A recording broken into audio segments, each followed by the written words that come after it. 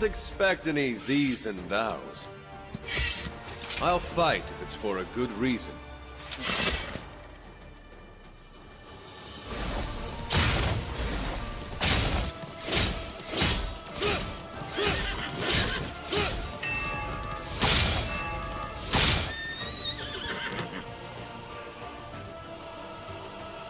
I need a little downtime.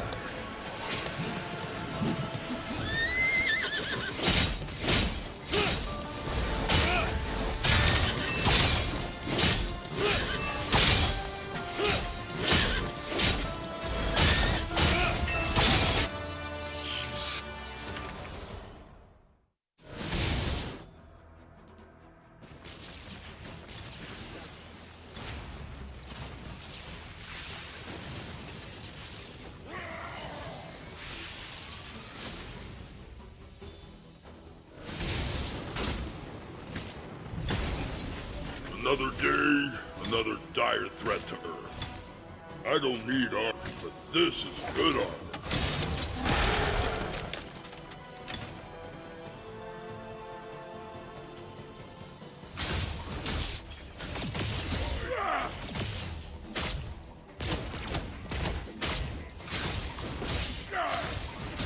Kill these Shi'ar! They aren't ready for the smash!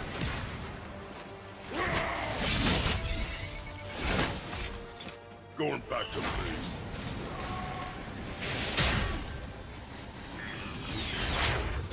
They aren't ready for the smash! They aren't ready for the smash!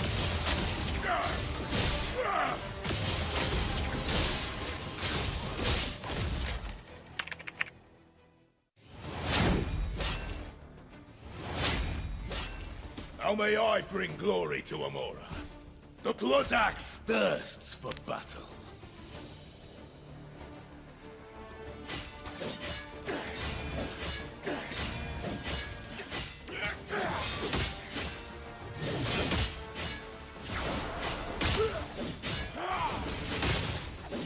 I need Blood Axe and take another soul! And blood my blade once more!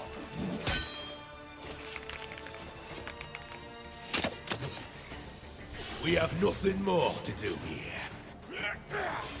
I'd blood my blade once more! I need Blood Axe! I'd blood my blade once more! I need Blood Axe!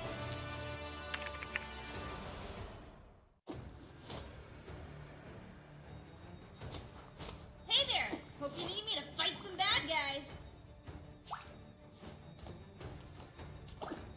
Have you met my girl, Squirrel Tippy Toe? She's the best!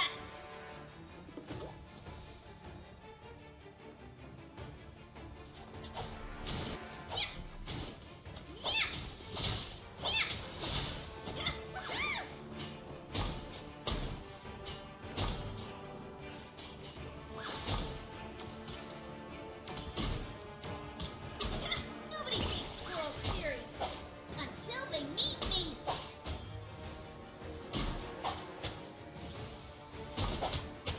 Ooh, you made Tippy Toe mad!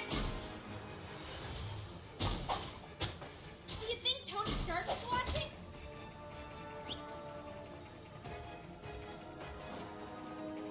Gonna hop back to base.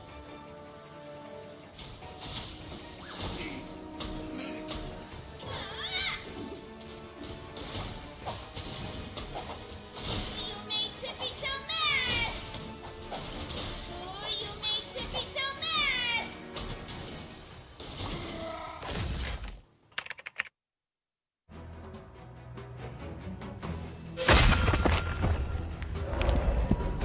Hello, comrade. Organic steel remains strong in all situations.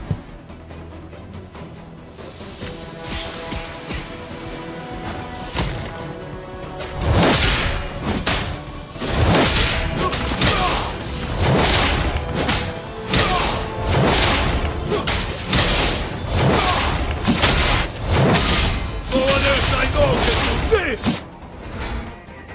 Turn to base.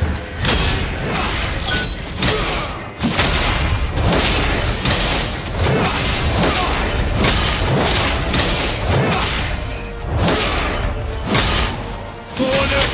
can do this!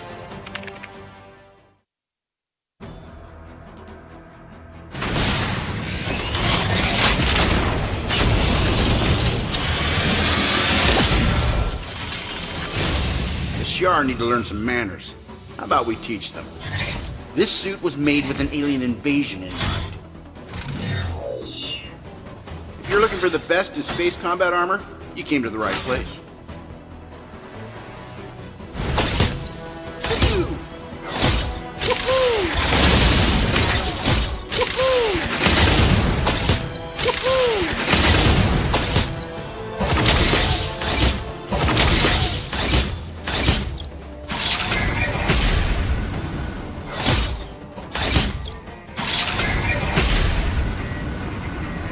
Let me show you my favorite new toy. Let me show you my favorite new toy.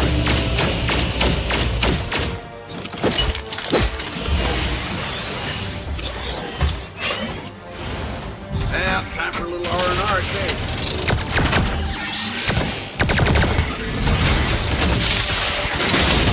Let me show you my favorite new toy. Let me show you my favorite new toy. Let me show you my favorite new toy.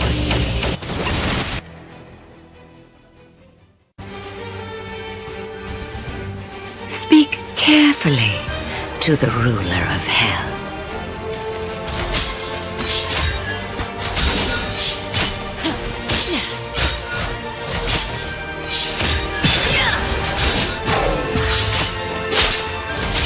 This is hell on earth!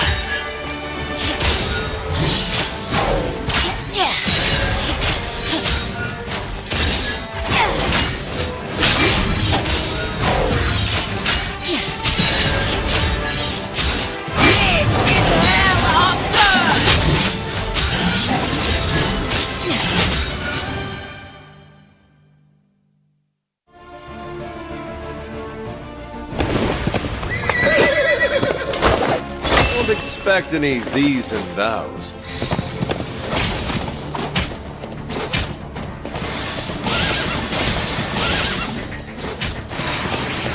I'll lead a charge. Ace! I'll lead a charge. I'll lead a charge.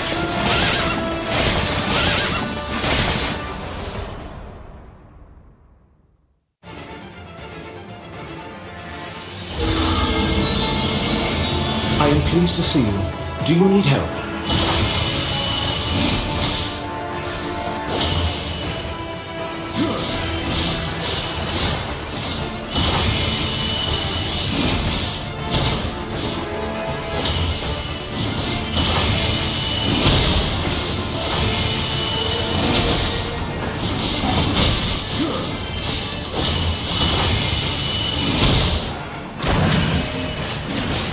I expect this action will be decisive.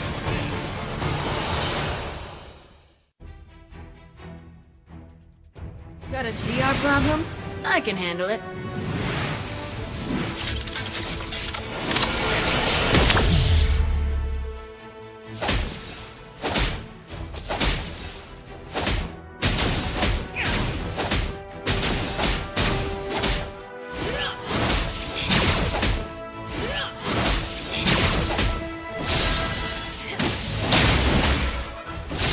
Heard about Troll Hammer? Heard about Troll Hammer? Heard about Troll Hammer? Watch this!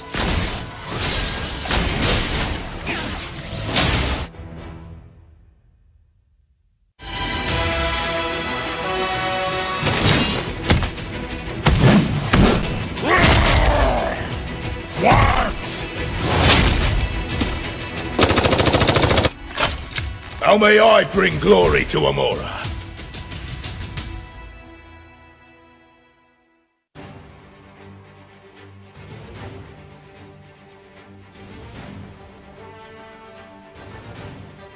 Hey true believers, welcome to the Marvel LA office. This is where the Marvel Games team is hard at work collaborating with NetEase Games to to create a brand new, free-to-play, MOBA for mobile, Marvel Super War.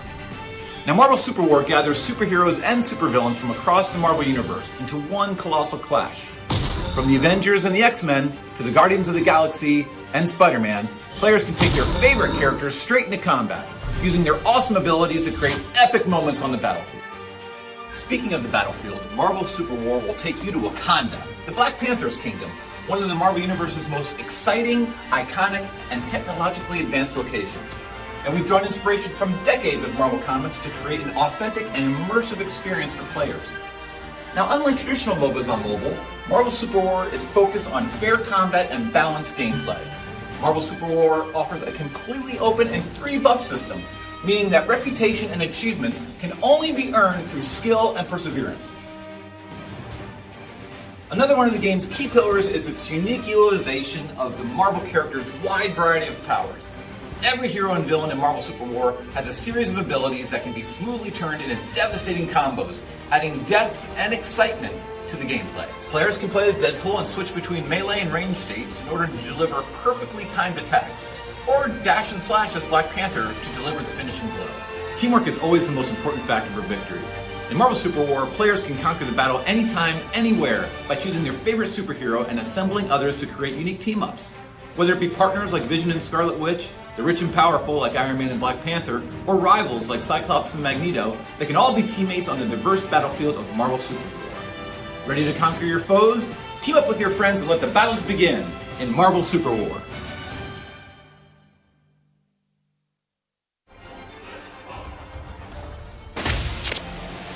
Bonjour, mon ami. Ça va?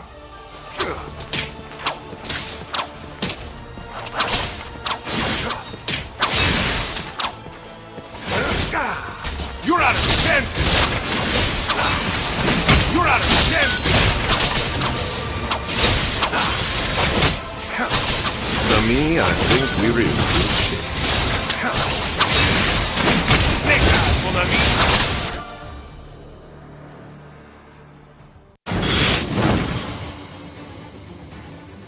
Who has need of Sif's sword? The enemies of Asgard must fall.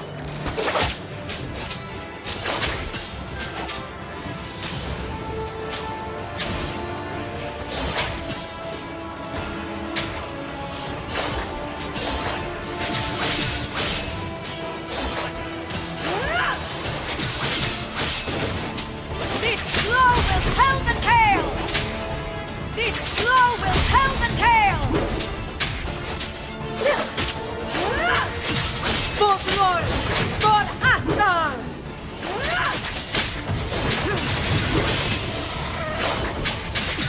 Folklore for Asgard!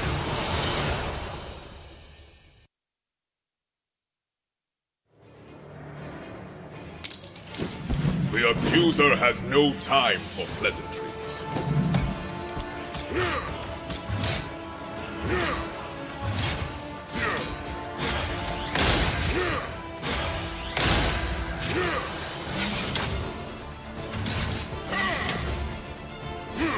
I pronounce justice!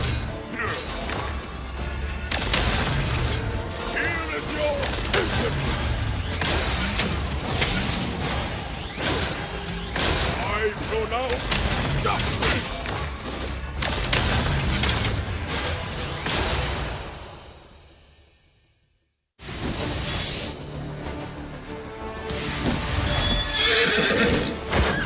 Don't expect any these and thous. I'll fight if it's for a good reason.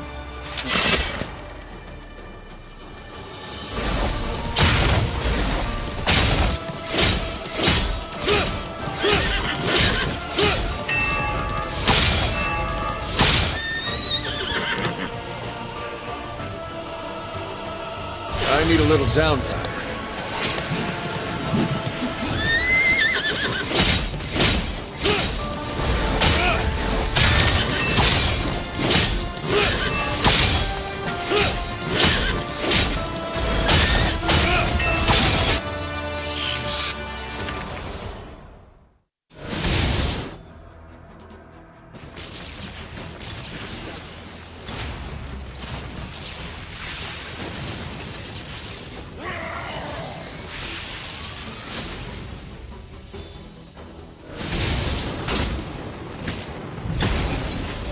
Another day, another dire threat to Earth.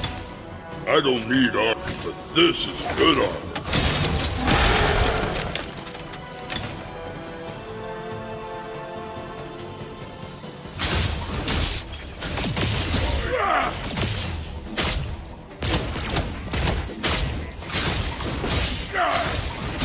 Fury CR! They aren't ready for the smash!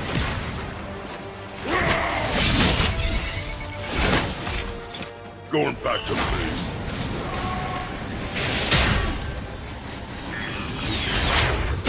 They aren't ready for the smash! They aren't ready for the smash!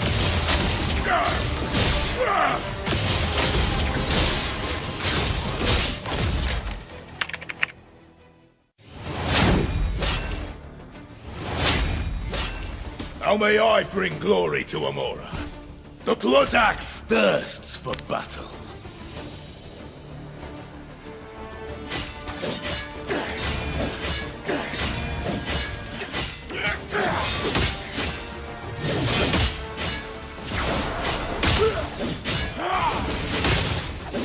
I need Blood Axe and take another soul! And blood my blade once more!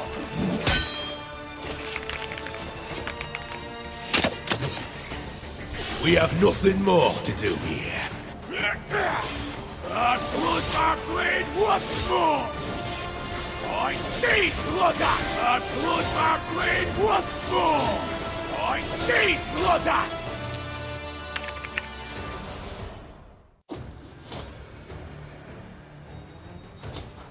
Hey there! Hope you need me to fight some bad guys! Have you met my girl squirrel Tippy Toe? She's the best!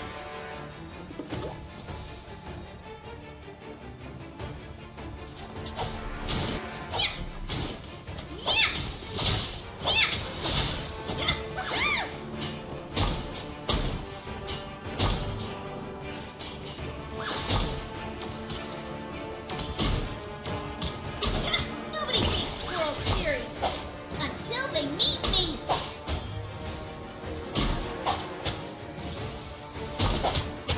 Ooh, you made Tippy Toe mad! Do you think Tony Stark is watching?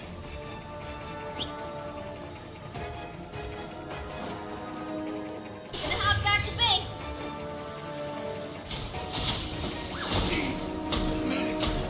Ah! You made Tippy Toe mad! Ooh, you made Tippy Toe mad!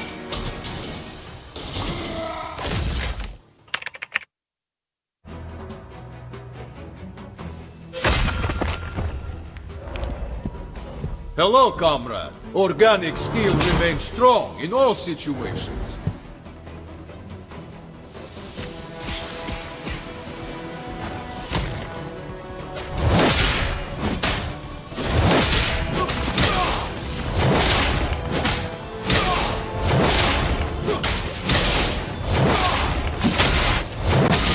No one else I know can do this! Turn to base.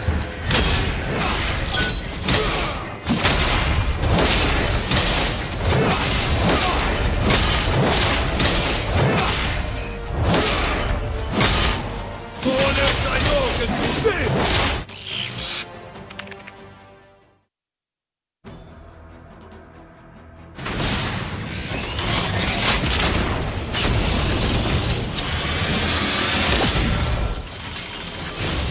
The Shi'ar need to learn some manners. How about we teach them? This suit was made with an alien invasion in mind. If you're looking for the best in space combat armor, you came to the right place.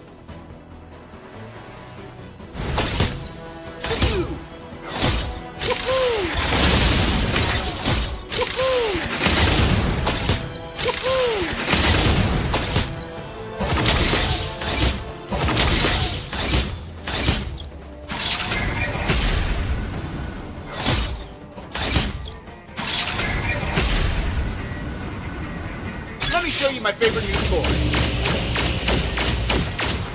Let me show you my favorite new toy.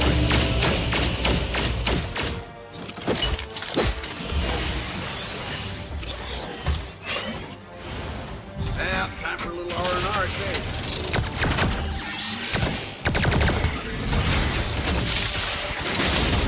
Let me show you my favorite new toy. Woohoo! Let me show you my favorite new toy. Woohoo! Let me show you my favorite new toy.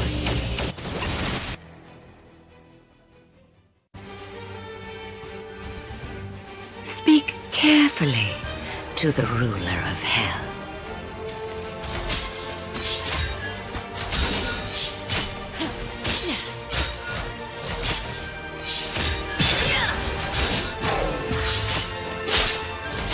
This is hell on earth!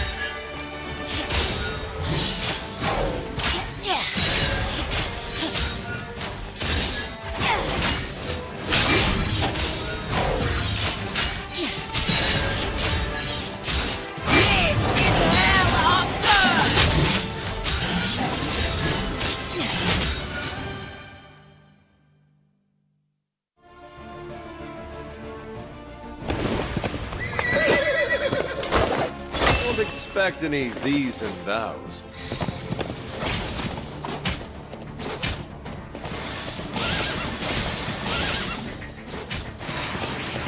I'll need a charge. Ace! I'll need a charge. I'll need a charge.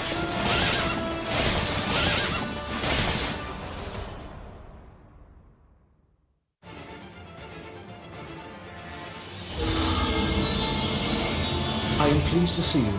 Do you need help?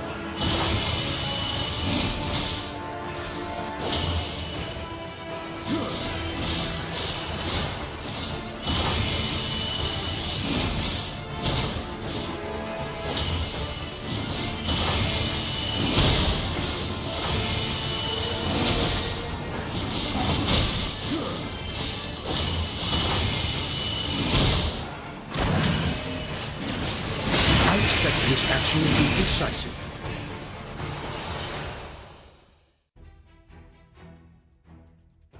Got a CR problem? I can handle it.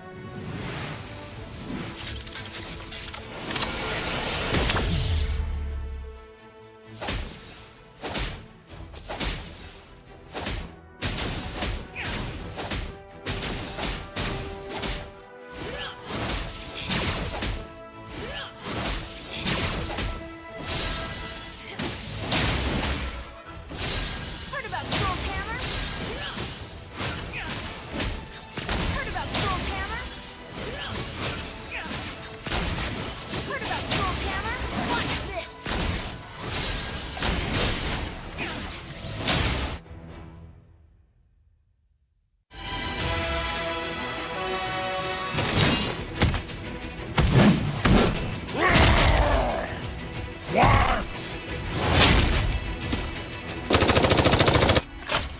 How may I bring glory to Amora?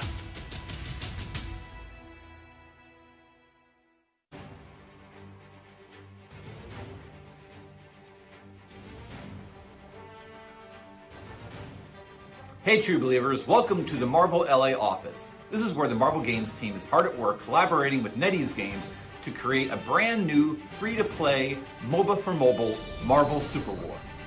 Now Marvel Super War gathers superheroes and supervillains from across the Marvel Universe into one colossal clash. From the Avengers and the X-Men to the Guardians of the Galaxy and Spider-Man, players can take their favorite characters straight into combat, using their awesome abilities to create epic moments on the battlefield. Speaking of the battlefield, Marvel Super War will take you to Wakanda, the Black Panther's kingdom, one of the Marvel Universe's most exciting, iconic, and technologically advanced locations. And we've drawn inspiration from decades of Marvel comics to create an authentic and immersive experience for players. Now, unlike traditional MOBAs on mobile, Marvel Super War is focused on fair combat and balanced gameplay. Marvel Super War offers a completely open and free buff system, meaning that reputation and achievements can only be earned through skill and perseverance. Another one of the game's key pillars is its unique utilization of the Marvel characters' wide variety of powers. Every hero and villain in Marvel Super War has a series of abilities that can be smoothly turned into devastating combos, adding depth and excitement to the gameplay. Players can play as Deadpool and switch between melee and range states in order to deliver perfectly timed attacks, or dash and slash as Black Panther to deliver the finishing blow. Teamwork is always the most important factor for victory. In Marvel Super War, players can conquer the battle anytime, anywhere, by choosing their favorite superhero and assembling others to create unique team-ups. Whether it be partners like Vision and Scarlet Witch, the rich and powerful like Iron Man and Black Panther, or rivals like Cyclops and Magneto, they can all be teammates on the diverse battlefield of Marvel Super War. Ready to conquer your foes? Team up with your friends and let the battles begin in Marvel Super War.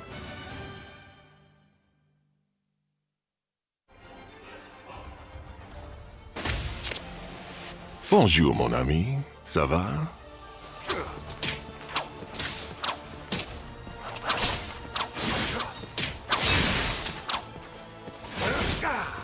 You're out of senses!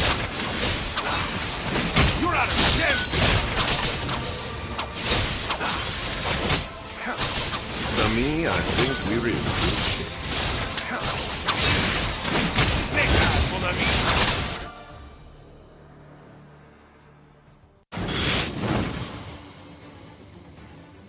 Who has need of Sif's sword? The enemies of Asgard must fall.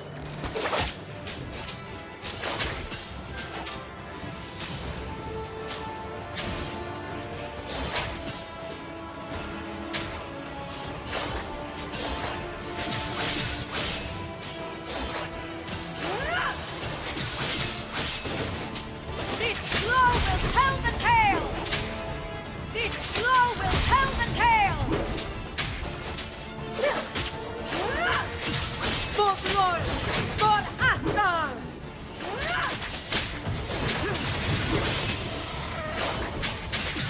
Folklore for Asgard!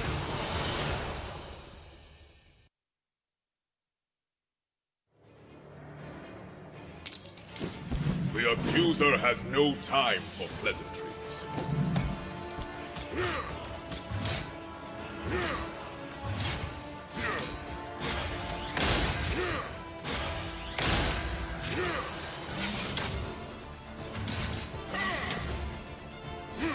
I pronounce justice!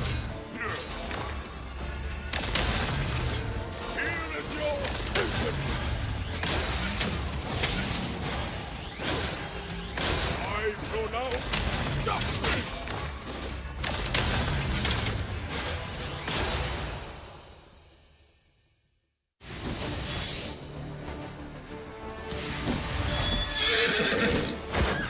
Don't expect any these and thous. I'll fight if it's for a good reason.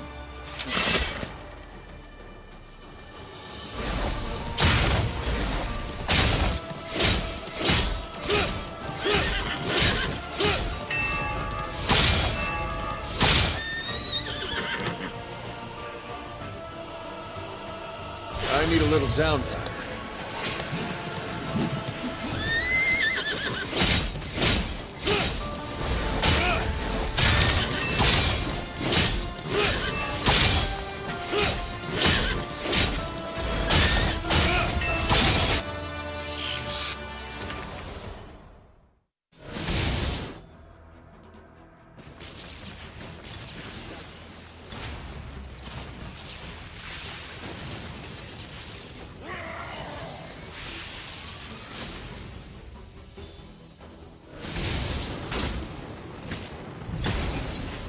Another day, another dire threat to Earth. I don't need armor, but this is good armor.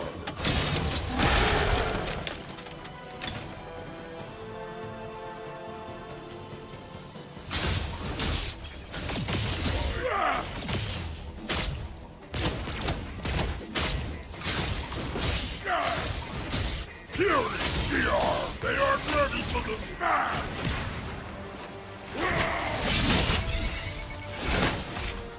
Going back to base.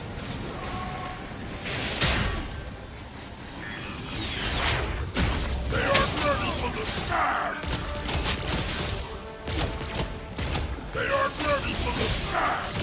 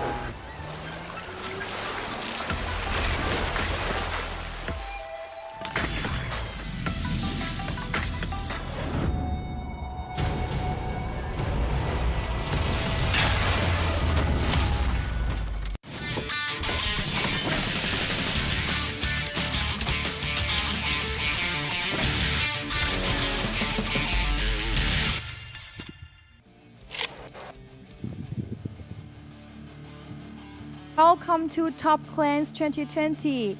As the biggest multi-game tournaments in the Asia region, we aim to become the best digital esports platform for all the players, brands, and game developers.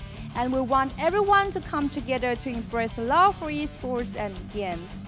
This year, totally 5 games joined Top Clans 2020, and a total of 28 days of tournaments will be live streamed in Thai, Malay, and English, helping to bring you the best experience. Today, we're gonna present you with the Marvel Super World competition. Are you excited? Before we get started, please don't forget to follow our official Facebook, YouTube, and Twitch channels for the latest updates and surprises. Okay, our game will start very soon. Our wonderful casters will take it from here.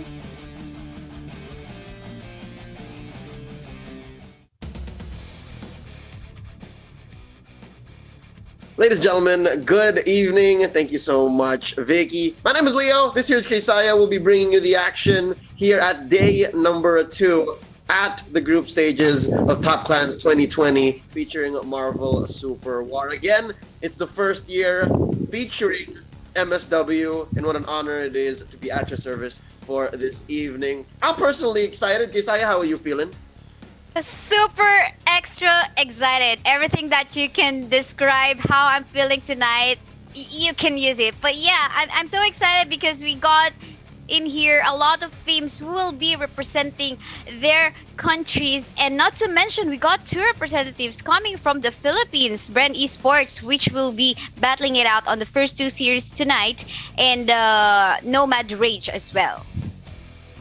We'll get into the teams that are going to be showing what they got tonight and fighting for their slot in the knockout stages. But first, let's remind everyone how long we've been at this. It's already been a month, give or take, since we started qualifiers in September. Now we are in the group stage. We're finishing that up this weekend. Next week is going to be the knockout stage where we finally, I believe, get into the best of 3s. And then after that, double elims. And then the grand finals where we crown the inaugural Top Clans champion for Marvel Super War. It's going to be happening on the 6th of November. So, Keisaya, you and I, along with our viewers, we're all going to be together for the better part of a month, finding out who is the best team in the Southeast Asian region. Yes, because they're going to be battling for this amount, this huge amount, our prize pool, $20,000 US, and 50% of that coming or going to the first placer. But then again, whichever amount you take, that is really something. That is really something big. But of course, the teams, they have to go through all the stages that we have for this tournament, and right now we're in the group stages, which is a best of 1. We will be going into the format here in just a bit. So yeah, lion's share of 20 USD, 20k USD. All right. So yesterday we witnessed Group A, and out of that came Supremeverse and Nomad Outlast. They'll be going into the knockout stage. But for tonight, we're gonna be seeing Group B. It's Bren Esports, Toke, NMD Rage, and Singalaysia. As you mentioned earlier, 2 of these teams are from the Philippines, and the other 2 are going to be representing Thailand and the region of Singapore and Malaysia. That's 2 countries in one. So tonight's matches are going to be as such, all right? They are going to be playing a round-robin best-of-1 format, and they'll just basically be trying to get points. Yesterday, it was pretty spread out. It was 2-2, 1-1. So it's both down the wire, but it's still pretty cut and dry clean. Tonight, Keisaya, what do you expect? I don't know what to expect for the teams coming from the Philippines going up against other countries like Thailand and Singapore, Malaysia, because we haven't seen them battle it out against these countries. But then again, we've seen Bren Esports going up against Nomad Rage already, but that's just about it. We have other things to look at as well. But for the meantime, we would like to mention to our viewers our live streaming event. So it's not just the teams who is going to have fun for this TCA 2020 that we currently have. We have this streaming live stream event as well, wherein you have to find the code that we will be flashing on the screen, coming in on the chat, in the live chat, and later on, after a match, we will be announcing the lucky winner. So if you have been tuning from since last night, you know how this goes. Yep, it's simple. Winner every matchup. All you gotta be is hawk-eyed. I was about to say eagle-eyed, but hawk-eyed, just to really match our theme here. There's another way to win. I like that. You guys can also share the stream. Yesterday, we got up to the fraction of our milestone. I think we're trying to get to 2,000 shares for the broadcast. So how about tonight we try it again? All right. How about tonight we see how far we can go for a chance to win prizes. Once that share milestone is reached, we will be sending out prizes to the lucky sharers. So same with our mystery code event. Our moderators, our admins here from Top Class will be contacting you personally. So all you got to do is just enjoy the show, join in on these events, and just wait. All right? It's that simple. So while you're cheering on your countrymen, your favorite teams here in Group B, why not as well just type in something or share the stream real quick. But for now, here we go. Ain't gonna hold Joe back any longer. It's time for the first match of the evening. It's time for Bren Esports representing the Philippines versus Singalaysia from Singapore and Malaysia. Obviously. The draft is about to be upon us. Yes, I gotta give it hands down. Clever name. Nonetheless, here we go. First ban out the door. It's gonna be Thanos for Bren Esports. Moonstar respected here by Singalaysia. Yesterday's big ticket heroes were the Iceman and who else? Who else were we seeing perform yesterday? Thanos, I would rather say, but he got banned out in here. Star-Lord, we can say, have been making a good show from last night. You know, a lot of teams getting a win if they have the Star-Lord. But for the meantime, I'm actually quite surprised that Moonstar is actually banned out in here against Bren Esports. So why? I mean, like yesterday, she's falling short. This hero. Yeah, the thing about Moonstar yesterday was, I think you and I were both surprised. Like the first 2 or 3 matches, when the Moonstar came out, she was very underwhelming. But here, I'm guessing Singalaysia, maybe they did their homework. Maybe they saw that stuff over there in your meta, Bren Esports. I see that you guys are crazy for the Moonstar, so why not? The Deadpool and the Ancient One bands, those are pretty well thought out. They're basically the strongest characters in the game right now, especially if you know what you're doing. So first pick here by Bren Esports gonna be the Hulk. Again, that's a safe first pick, same as an early Ant-Man and an early Black Knight, but that's gonna be paired up with a Star-Lord. On the other hand, Singalaysia, 2 solid frontliners. Two solid frontliners indeed. Yes, and not just being, the damage soaker in here, but at the same time they can pull off some good sets, some good initiates for their carries in here. Meantime, Team Bren Esports in here will be able to secure that Star-Lord for themselves. We've seen some good plays coming up from this team, not just not just in their scrims or maybe their past tournaments, since we've been active of course in the Philippine scene here for Marvel Super War. But I can see an Iron Man on the lineup of Team Singalaysia. What can you say about that, Leo? Iron Man is just as good as the Hulk, as Star-Lord, as Iceman, as Ant-Man. You know, like these cookie cutter heroes that have been around since the beginning of the game, but are still just always useful. So a solid energy hero in mid here for Singalaysia, as well as the Gambit. I believe that this Gambit, if this last pick for Singalaysia is nothing that fits into the jungle, there you go. I was gonna say maybe the Gambit goes to the jungle, but yeah, definitely a safe lane Gambit here. Look at this! Look at this! 4 heroes! 4 heroes in the lineup of Singalaysia having a lot of CC. I mean, all of them can pull off some CC in here.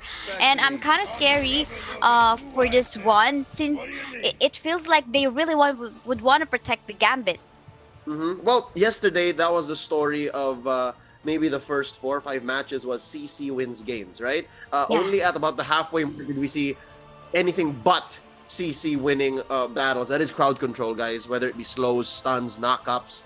So yeah, I definitely see how our team from SG and MY here are definitely using that as a focus. But what about Bren Esports? What are they trying to do here? What are they trying to do in here? I believe is they want to work on early ganks because we got that Emma Frost, which is a lot of CC. Basically, you just need 2 skills for her to be able to pull off some sets, and at the same time, they got the Star Lord.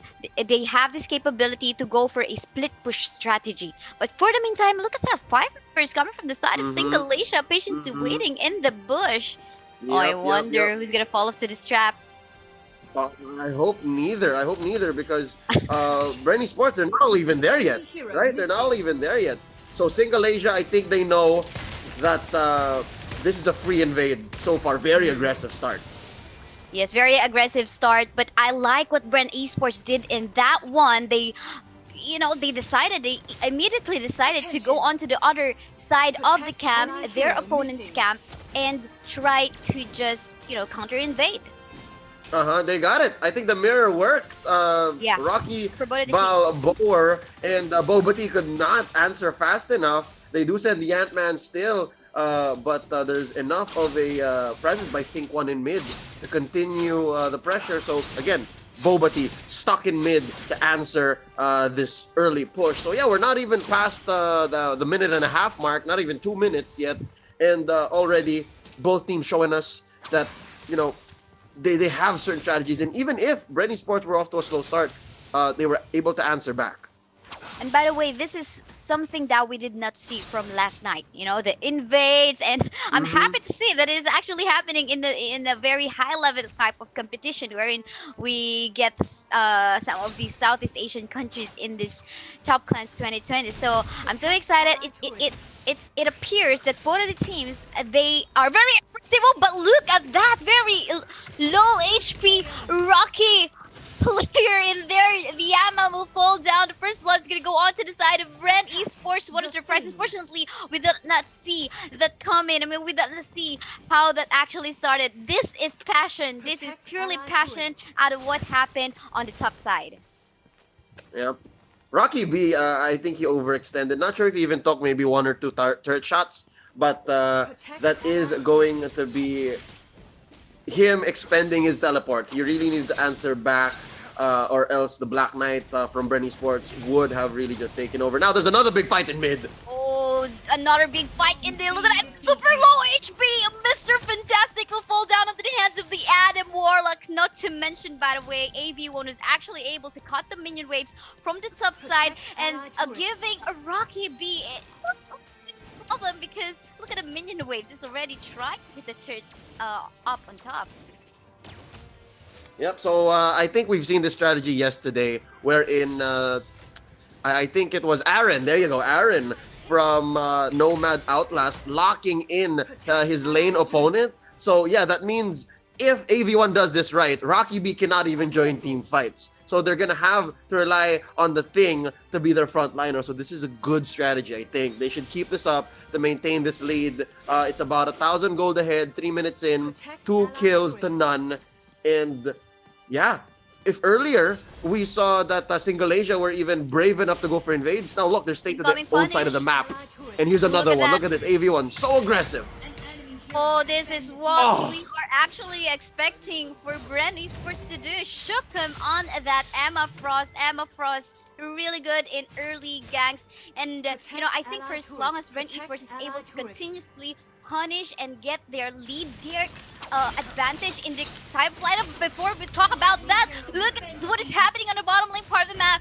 That Starlord will fall down, and an exchange of kill has happened, though 1-for-1 trade in the bottom lane part of the map. But while that was happening, look at what Emma Frost is actually doing in the Bast area. Yep, nice conversion. Again, that was 2 free knockouts down bottom, and without even the blink of an eye. Maybe there was. Maybe, quick breath here and there. They were able to move up and go run into the Bast, getting that buff for the rest of the team. And that just means, there you go. I wasn't even going to say it just yet, but Bobati drops.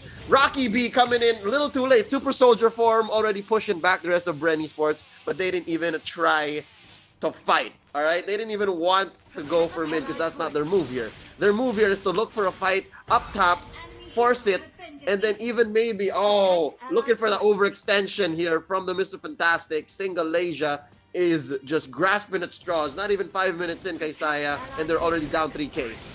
Yes, indeed, but another fight ongoing in here, getting seized in mind control. Oh, the thing won't be able to do anything to save his life. Unfortunately, another kill in here going on to the side of Bren Esports. Rocky B having troubles, but look at the damage coming from the start.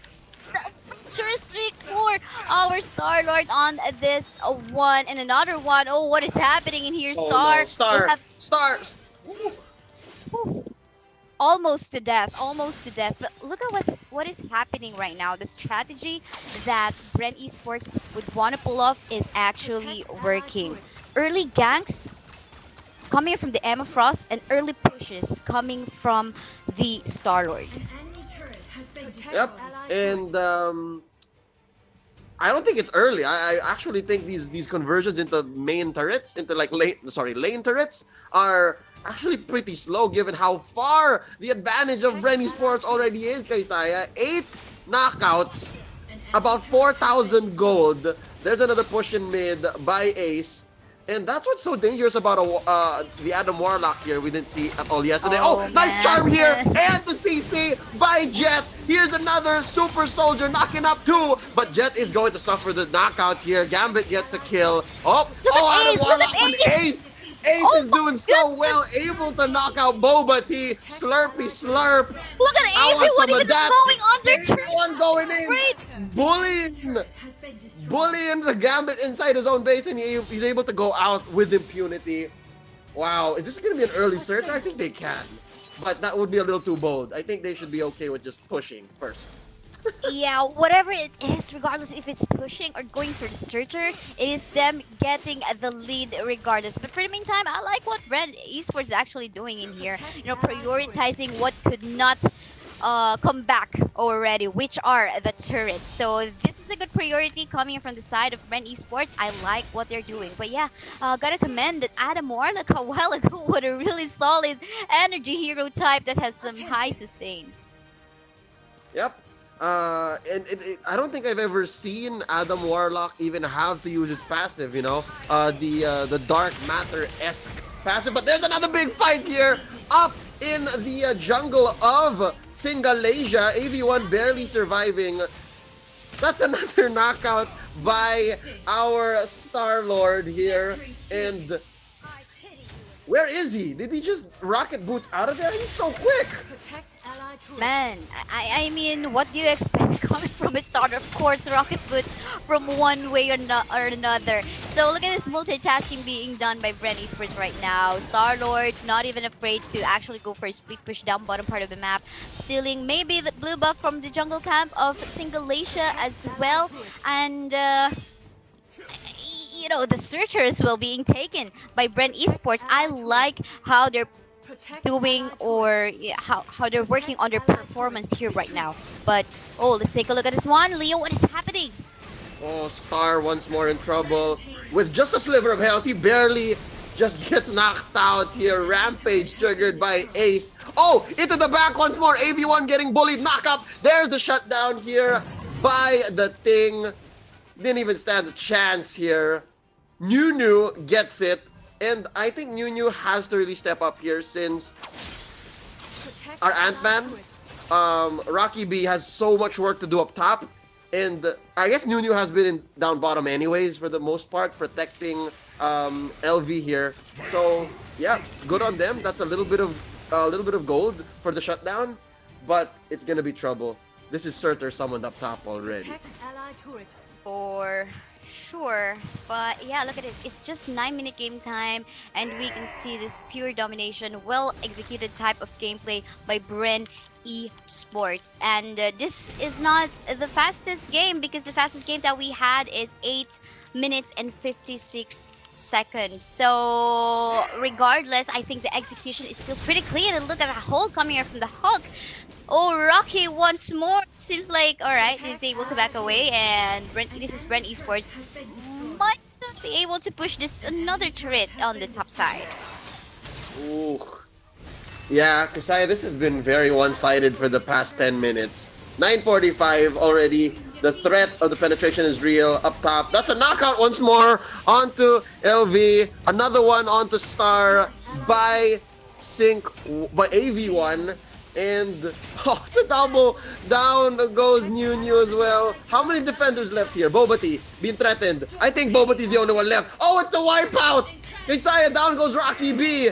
I think it's over. Safe to say this is over. This is definitely over. Everyone will just basically focus fire onto the base. Congratulations to Bren Esports putting up a really dominating match against Singalaysia. What a play. I do believe this is almost in the running for fastest game finish. But yeah, this is 10 minutes, 17 seconds here. MVP is Jeff. Wow. What is that? I'd say maybe somewhere around 85% participation. Knockout participation. Yeah. Yep. But based on yesterday's records, our shortest match would be 8 minutes 56 seconds. Yes. Put in by their fellow Filipinos from Nomad Outlast. All right. So Bren Esports here, great performance. 22-3 though. I think that is though our largest deficiency, like the largest gap between KDA. So with that being said, again, congratulations here, Bren Esports, starting the day strong, and this puts Singalaysia at an interesting spot. Again, there's only 3 games that you're playing tonight, and if you lose your first 2, your chances just drop. You know what it means. Yeah, for sure. But we're just taking a look at the preview of the mystery code from a while ago as to where it actually happened. This is actually the very first KO that we've seen in the game, so make sure you type that one out. We got some gift codes that you can redeem in the website, and at the same time, this is passion. That is the keyword that you have to type for you to get a chance on winning some real goodies from TCA 2020. And our lucky winner! Who's this? Leo, would you like to take the floor for announcing the names of our winners? Let me try, all right? And I hope that this is not an actual player who actually is a member of one of the clans competing, but congratulations to Seven Hermsa. I'm guessing that's a Roman numeral.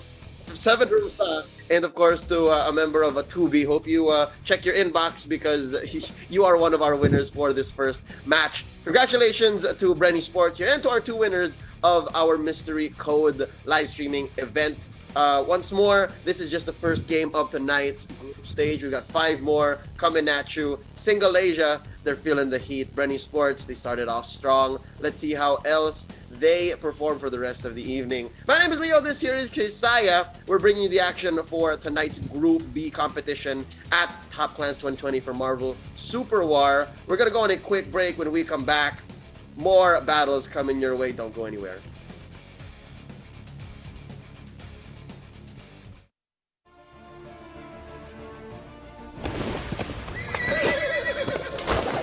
Don't expect any these and thous.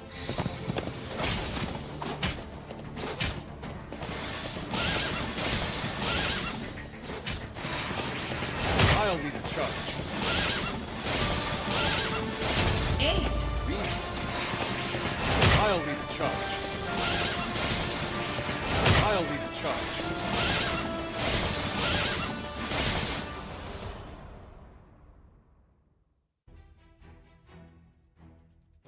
Got a CR problem? I can handle it.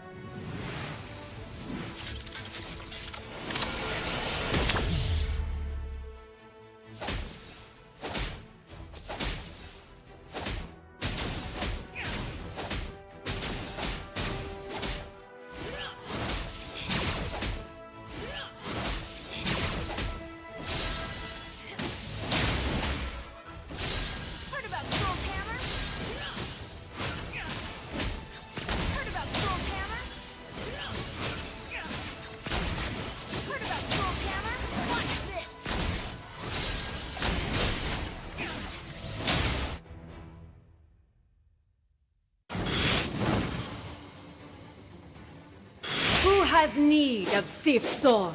The enemies of Asgard must fall.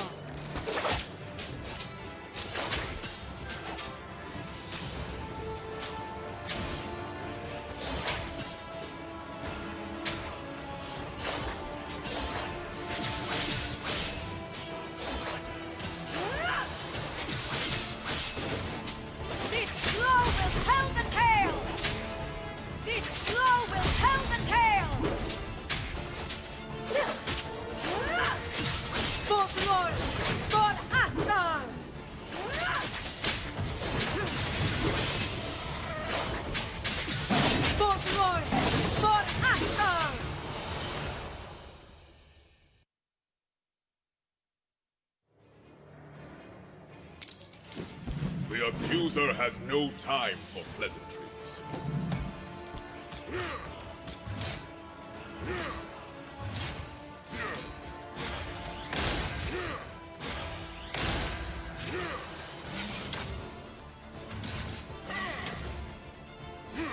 I pronounce justice! Here is your sentence! I pronounce justice!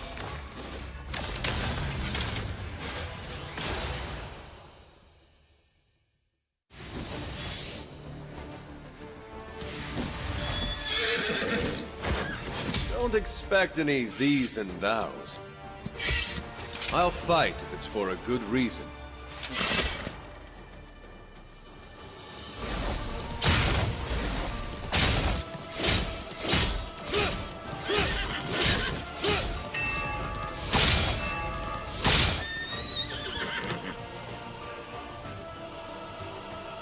I need a little downtime.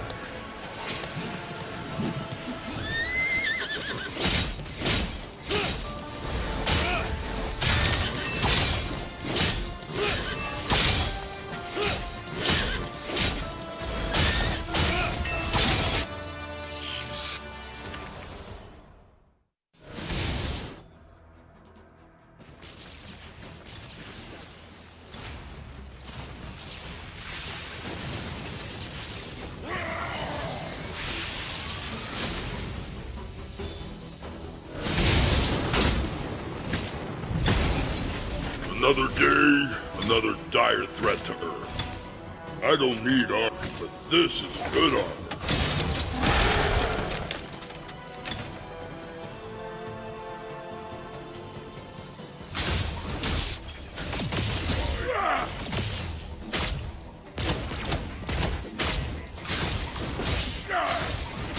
Purely CR! They aren't ready for the smash!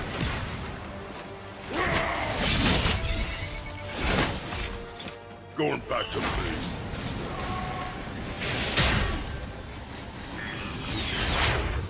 They aren't ready for the smash! They aren't ready for the smash!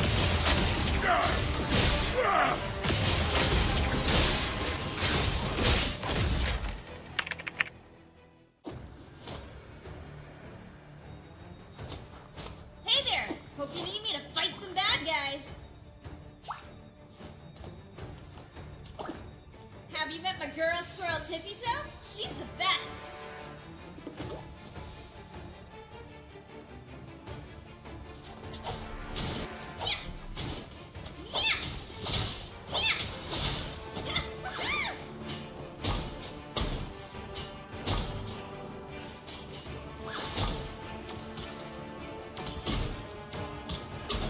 Nobody takes squirrels serious until they meet me.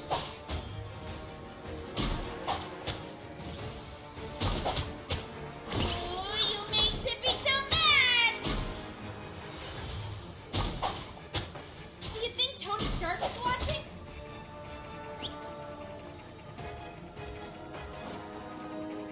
Gonna hop back to base.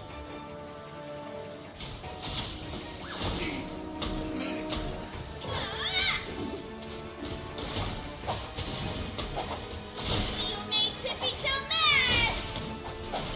Ooh, you made Tippy Toe mad!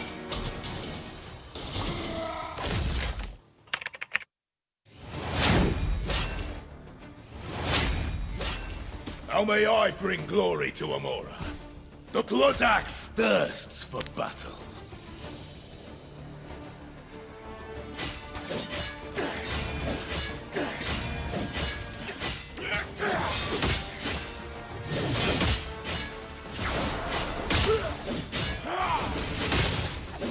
I need Blood Axe and take another soul and blood my blade once more.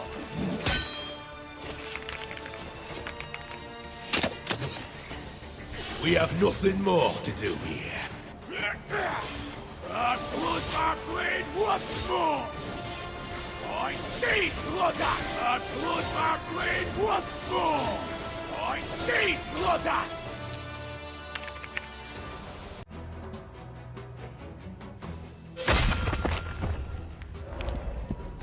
Hello, comrade. Organic steel remains strong in all situations.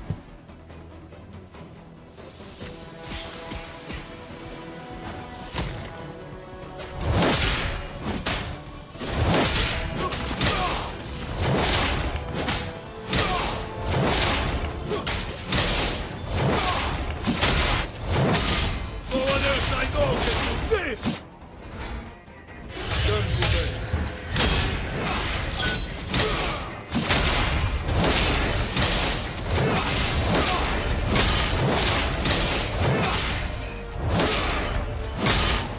No one else I know can do this!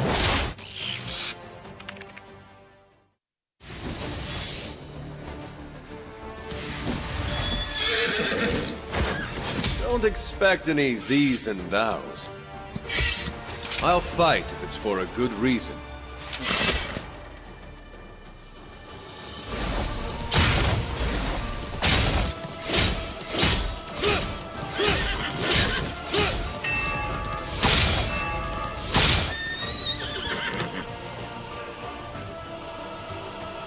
I need a little downtime.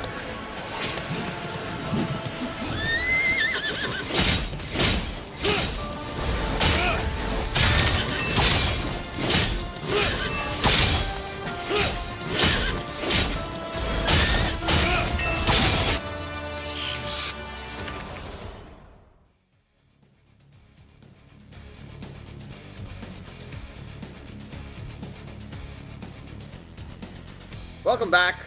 It's time for another bout here at Group B of Top Clans 2020 featuring Marvel Super War. We just witnessed Bren Esports take down Singalaysia quite in dominant fashion in under 10 minutes and 30 seconds, give or take. Let's see how they fare against Toke, representing Thailand. My name is Leo, joined here by Kaysaya, and we're going to be bringing you the action all throughout from the group stage into the knockouts, the semis, and as well the grand finals. But for tonight, we're still trying to figure out who's going to be making it out of Group B. We're only taking two, by the way, the top scoring teams. That being said, Toke, quite the enigma here. We're not sure exactly what they're bringing to the table. Bren Esports, though, what did they do right? They had quite the interesting start, but when they got going, they did not stop. What did they do right? You asked that, Leo. I guess what they did right was, going for immediate counter invade right after we saw Singalaysia go for that 5-man invade onto the red camp of Team Bren Esports. So let's see, though, if that thing will happen again, because Toke or Thailand will still have yet to find or place a representative for them in TCA for the knockout stages, because there was no it's just Singapore, Malaysia, and Philippines from yesterday's Group A, and now we have yet to find a Thailand representative. But Bren Esports, they're having a good start, a very dominant start indeed in that first game. But for the meantime, look at this trend that we're seeing right now. Athana is getting a consistent ban so far for today. Yep, Thanos followed by a Deadpool and Mr. Fantastic. All right, sans his new star membership skin, he has been seeing some niche play here and there in a few of the competitions that I personally have recently been a part of. But Isaiah, how about you? What do you think is Bren thinking here? What are the boys from the Philippines taking into consideration? Why the ban on the Fantastic? I guess they had a hard time on that one from the first series, and they just don't want to deal on this one again. Although, it's kind of risky to assume that, but at least it opened up other heroes in the pool, just like the Ancient One, which we know is kind of scary as well. You wouldn't worry about having your opponent having a long-range carry hero like that of the Doctor Strange or maybe even the Gambit, because you have someone who can snuff this hero one out. Yep. And here we see now, I guess save for that strong, very early pick, right? For Bren, you've got the Ancient One. They actually lock in the Moonstar alongside the Hulk. So they have a solid way of dealing damage, a good front line, even a way to break the opponent's placing. While on the other hand, you have Toke rocking again the Iron Man and Boba Tea earlier from Singalaysia. Almost had a good time in mid. Again, it's very rare that you'll see the Iron Man losing the laning phase. But against a Mysterio, here we go. Bren Esports just finishes their lineup. Keisaya, who do you give the advantage here to? At least in the laning phase. In the laning phase, I think I would go on the side of Bren Esports because they are looking scary in this laning phase that we have right now. You know, there's a lot of CC, there's a lot of like, you know, some tankiness that is in there, that is in them, and and that's just enough to actually protect Shukum on the Moonstar as well. You know, there's some CC coming from both this Hook and the Thing. So let's see. The question in here, I guess, would be how will Toke try to stop Shukum in his Moonstar jungle? Yeah, I don't know. Yesterday, that was the main question as well, until it didn't work out. You know what I mean? Like yesterday, we were all so hyped whenever the Moonstar would get picked up, but it fell flat. So here, we'll see if the hype is real. Okay, I guess we'll have to reset our expectations. Going into this matchup, I kind of trust that this jungle Captain America can actually pull through. There's gotta be some way that this can dive in. I mean, you have to go through Moonstar's minion, the jungle creep. But nevertheless, it's time. The Wakandan battlefield calls to us. Toke versus Bren Esports. It's Thailand versus the Philippines. Real quick, we need to figure things out for both our teams here. And yeah, again, there's a lot on the Alone's shoulders, at least for me, because I expect the Iron Man to really perform. I'm not sure if it's the same for you, Keisaya. Again, I'm going to ask you the question. Iron Man versus Mysterio. Who do you give the advantage to when it comes to the early game lane phase? It's so hard, but in terms of CC, I'm gonna go for the Iron Man, right?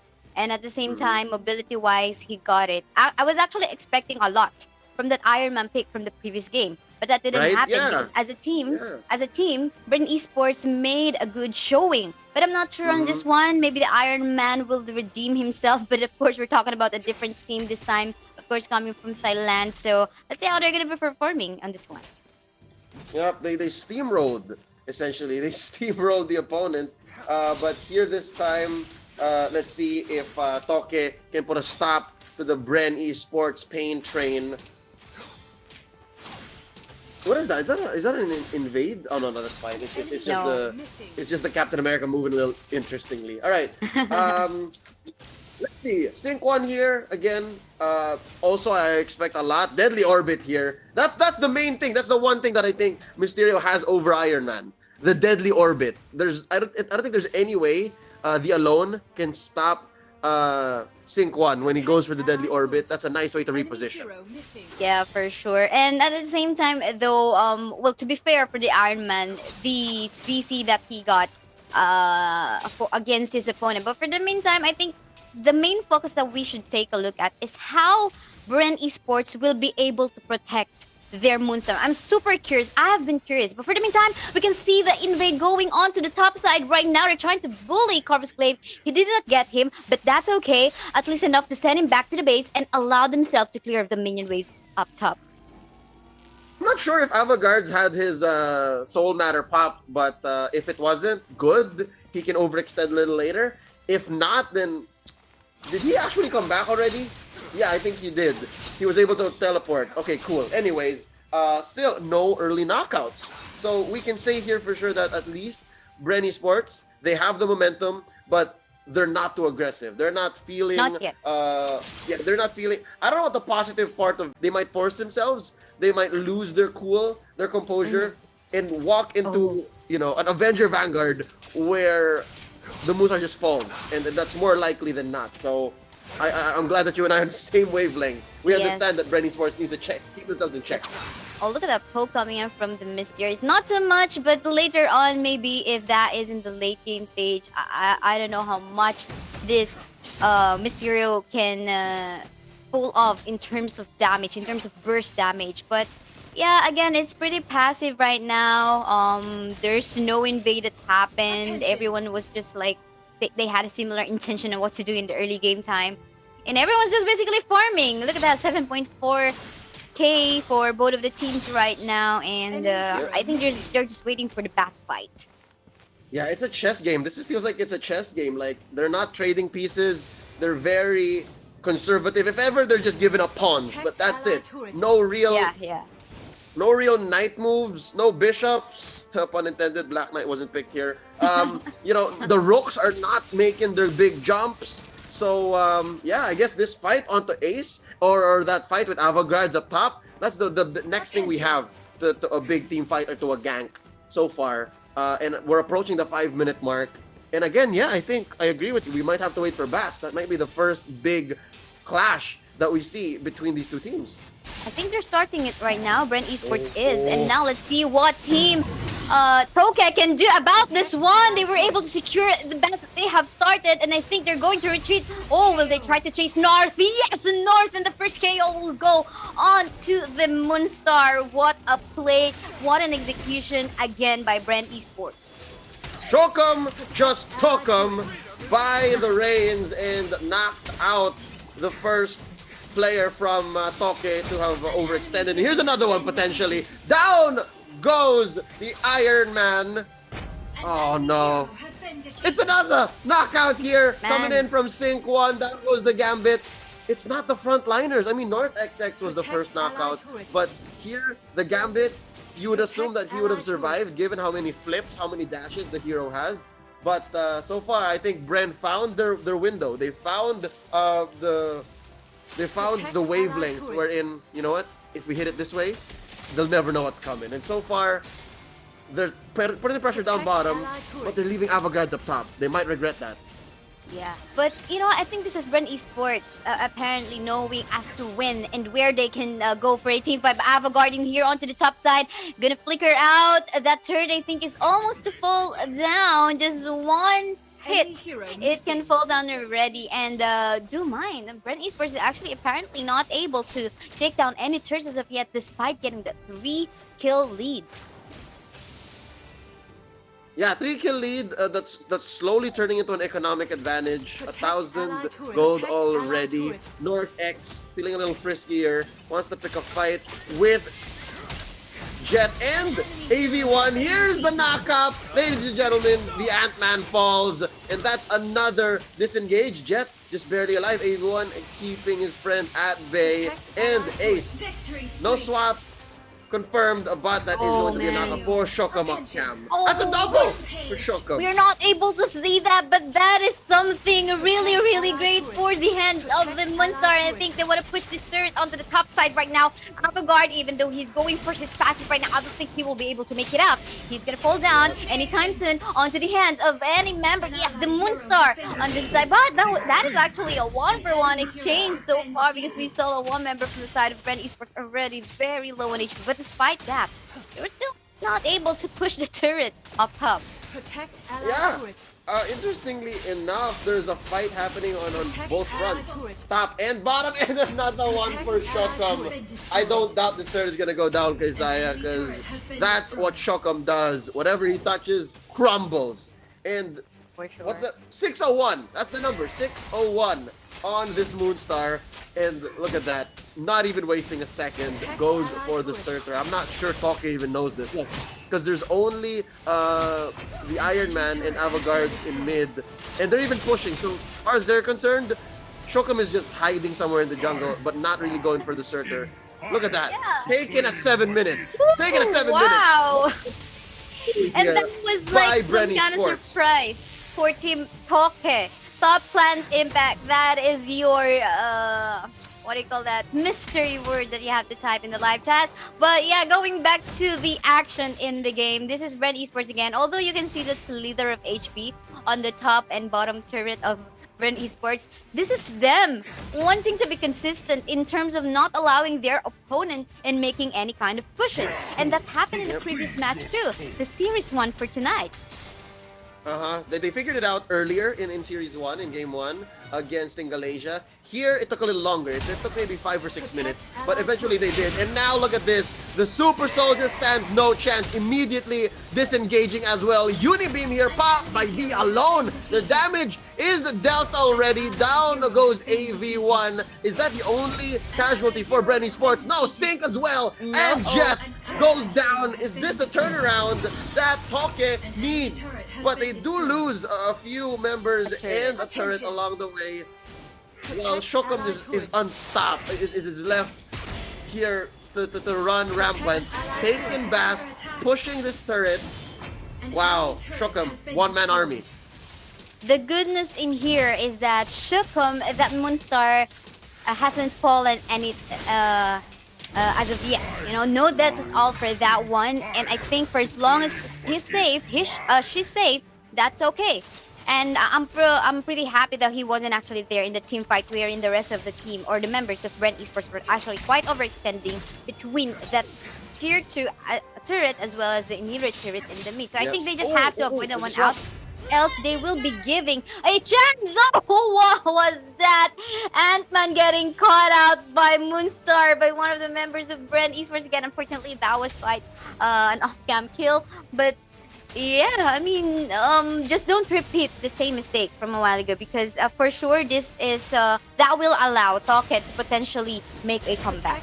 I don't think it was a mistake, Kaisai. I think it was just a miscalculation, but the plan was that anyways. Whether or not they were going to lose people along the way, I think it really was just Shokum to take Bast, Shokum take the turret, and then go from there. I think they were hoping to get away with it scot-free, but just like that, another swap here by Sync 1. Oh, ladies and gentlemen, I'm sorry, it was Ace. Ace with the Ancient One swap, and they're gonna keep going. The Penetrate is just about to go here. That's a knockout, shut down onto Ace. Avantgarde's popping the Soul Matter, and I think he's gonna get away with this. There's not enough damage put into place by Bren Esports, but mission accomplished still. I'd still, you know, punch that ticket and say, you're good, you got what you wanted, a couple of knockouts and a turret, and what's the price to pay? Ace, I think it's well worth it. Bren Esports in here on their first 2 series could act. If they get this win, they can just chill out a little bit and then come back later on in the very last series for their schedule tonight. What a good showing. But then again, they still need to respect Toke in here. We saw that Toke able to actually almost wipe them one out. Fortunately, again, Shukum wasn't there, the Moonstar. And yeah, avoid that, because look at the damage that is already coming out from that Gambit, as well as the Iron Man. It's gonna be pretty scary. It's just so bad. The Ancient One is actually in a 0-6 position. It looks bad. If there's anything, you mean Ant-Man? Yeah, Ant-Man. 062, yeah. If there's anything that could be a silver lining here for Toke is if they shut down Shokum, or if Shokum becomes a little too confident. But no, look at this, another fight here. North XX doing his best to defend, but I believe Searcher's already up. Yeah, this is a little too much, too quick. They've been working on it. I mean, while the rest of the gang of Bren Esports was planning for a gank on the top side, Shukum has already started one out, and it is already included in the plan of Bren Esports. Way ahead of you guys, way ahead of you. And that's the thing. I think what Bren Esports has brought here, as soon as the 6 or 7 minute mark hit, was just way too much, way too fast, way too soon for Toke to deal with. Again, what they're expecting here is for the Gambit to be the main damage dealer. Yes, he is a marksman, but he deals AoE damage. And AV1 here, catching North XX even before he's able to go for a knockout. And there, that's what I'm saying. If you're relying on the Gambit, this is gonna happen. And that's a knockout once more on the Iron Man. I do believe there is a casualty on the side of Bren Esports, unless I have just missed out on that one. That's 3 down. Nice assist here onto Sync 1. I think it's a wipeout just waiting to happen. Unless it already is. That's it.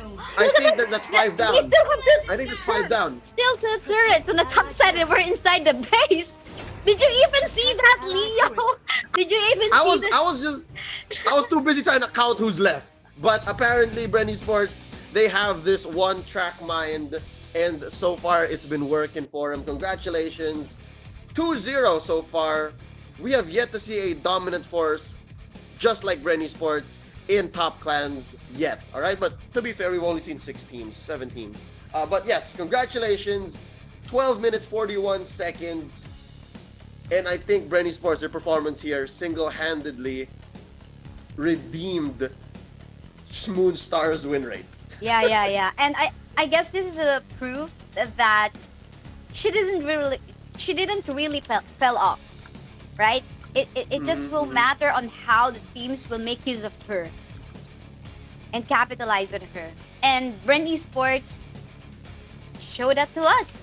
But Bren Esports getting 2 points already. That is actually an early lead to start 2 out of 3 games that they need. They only need just one more game, even just securing maybe 2 points. But we cannot guarantee that as of yet. But yeah, congratulations to Bren Esports for winning the second series for tonight. But for the meantime, I think we're gonna show you some of the highlights, the hint as to when the mystery code popped out.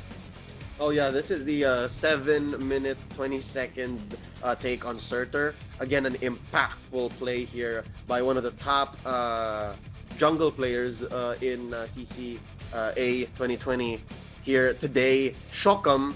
Again, you guys, the mystery code is already on screen. All you gotta do is chat it away before we announce our winner. Hopefully you got it, because congratulations already to Sta MP and Axiel and Gracial. All right, congratulations to Sta MP and Axiel and Gracial, our moderators here from TC 2020. Be contacting y'all. Once more, congratulations to Bren Esports. Again, Kaysaya, I can't say for sure that this is a guaranteed go at the knockout stage, but based on yesterday's performance, a 2x run is a pretty good run. Like that's even an understatement. Yes. But yeah, I think we will just be heading on to a short break. Up next will be Singalaysia versus Nomad Rage, another Philippine team. So going up against Singapore, Malaysia. For the meantime, we're casters. I'm Kaysaya, and with me is Leo. We'll be back.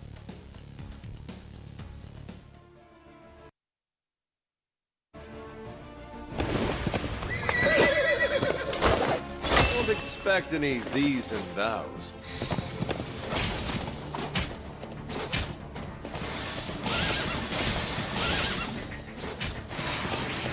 I'll lead a charge. Ace! I'll lead a charge. I'll lead a charge.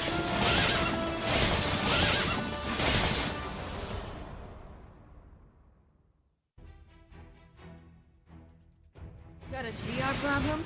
I can handle it.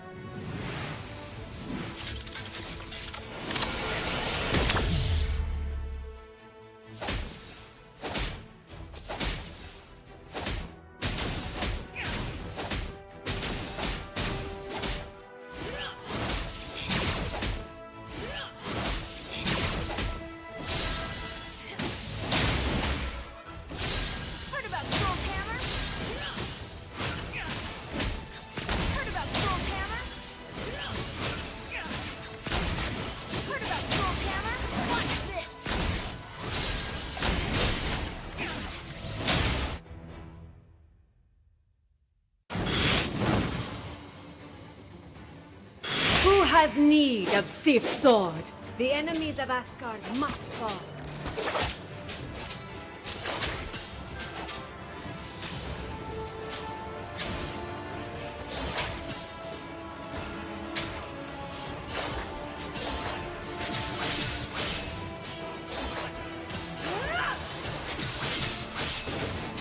This blow will tell the tale! This blow will tell the tale! Folklore for Asgard!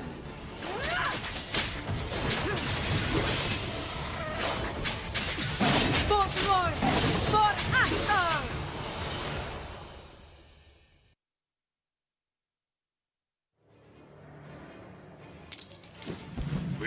loser has no time for pleasantries.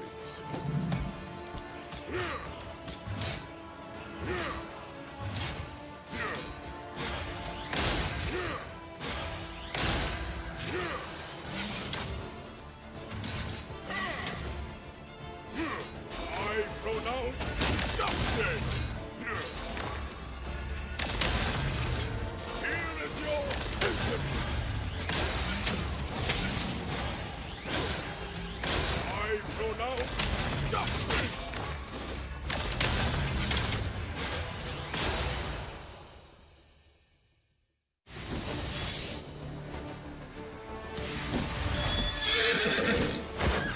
Don't expect any these and thous.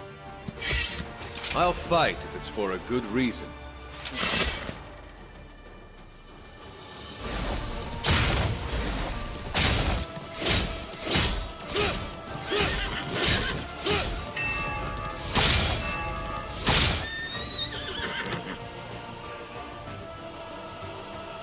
I need a little downtime.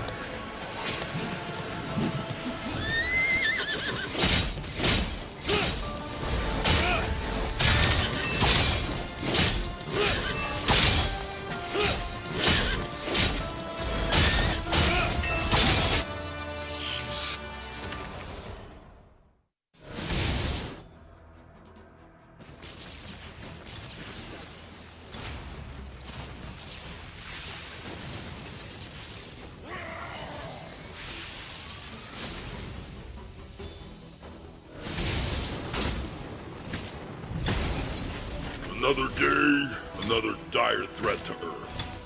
I don't need armor, but this is good armor.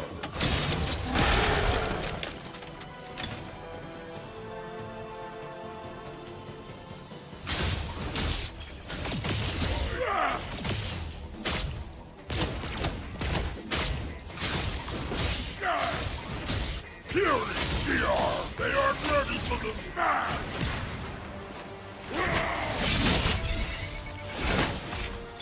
Going back to base.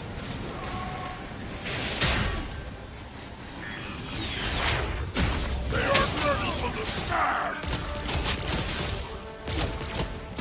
They aren't ready for the smash!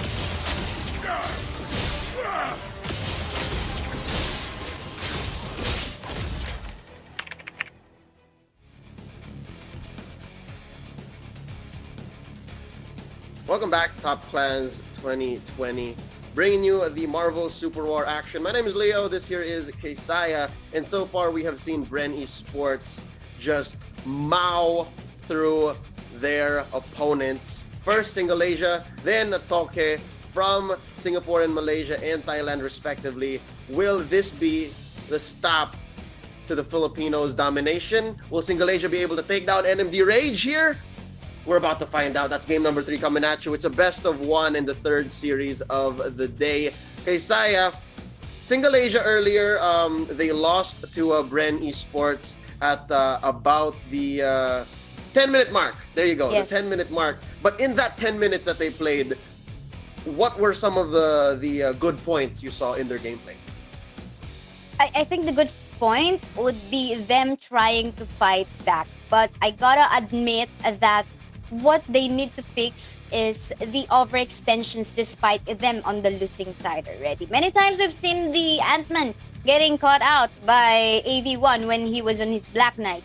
And it's the same thing. I don't know what happened. It felt like it's the same Ant-Man in the 2nd series for tonight who's getting bullied as well. Is this not the Ant-Man's night tonight? I'm not too sure.